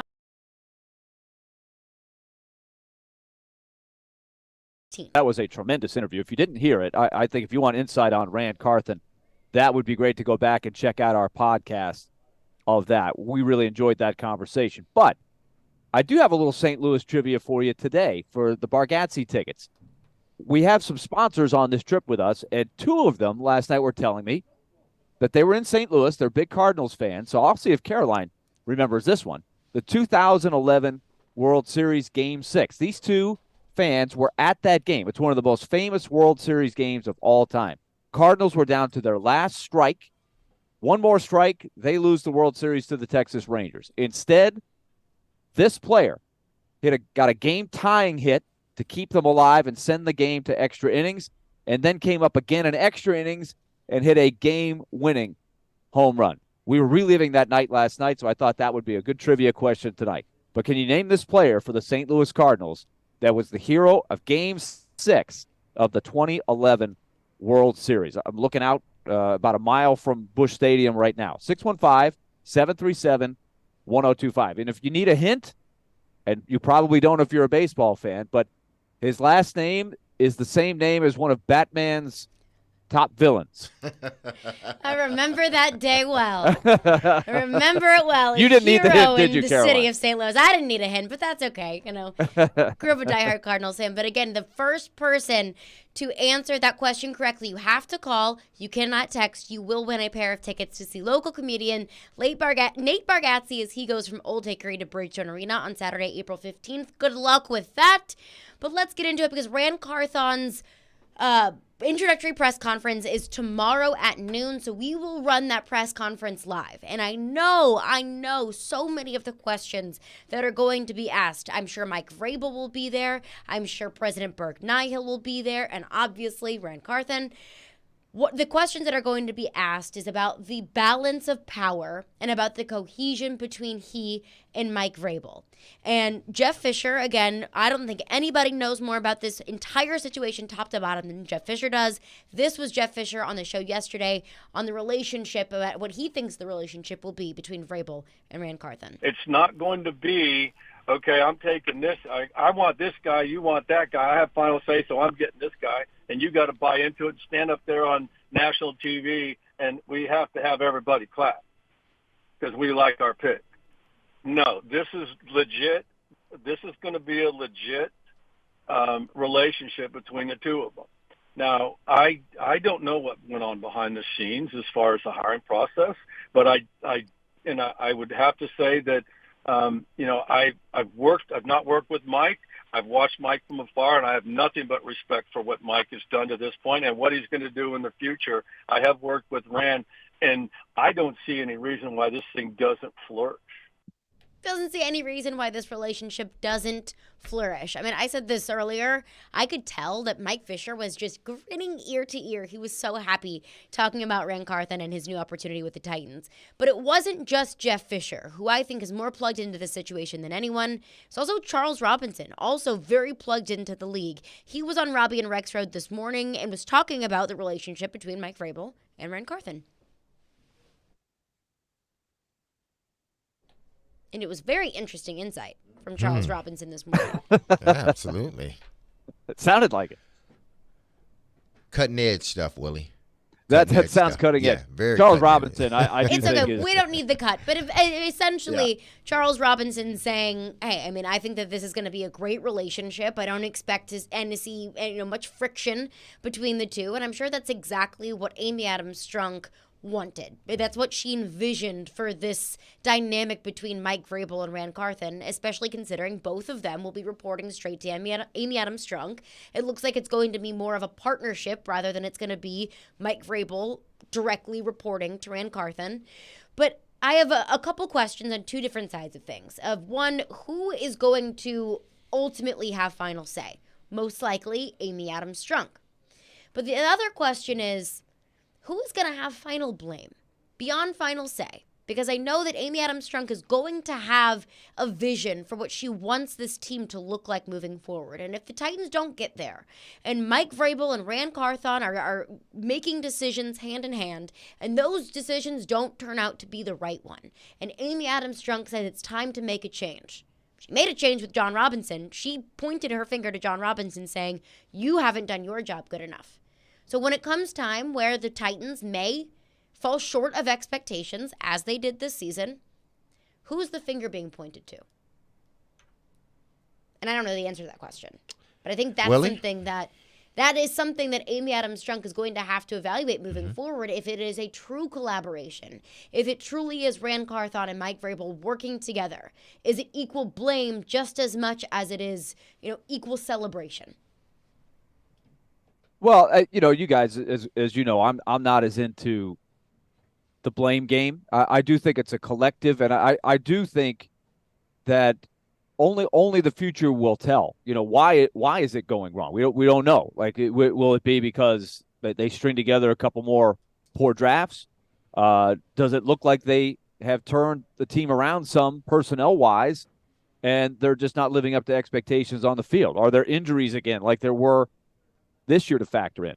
I think you just have to hope that down the road, that once they get on the same page and they start building, that they can make some solid decisions here. And I think it all starts with quarterback and look at the roster. Are we running it back? Are we going to try to build a winning team next year, or are we kind of treading water, transitioning a little bit, playing both sides a little bit to try to, we want to stay competitive, but we would like to turn the roster over some and build a better young nucleus. I think those are all the philosophical conversations that they have to have, and then put the plan in forward and hopefully be on the same page when they execute that plan. Ultimately, it's going to be, how does the bottom half of this roster look moving forward? If you can elevate the bottom half of this roster, and I think that's one reason why she brought Rand in, then she will be okay. But it has to equate to wins. That's going to do it for us today. The Predators in action on the road at St. Louis tonight. Puck drop at 7 o'clock. We'll have your pre and post and call on 102.5 The Game tonight. Rand Carthon, new Titans general manager, his introductory press conference tomorrow live at noon on 102.5 The Game. Stillman & Company's up next. Peace.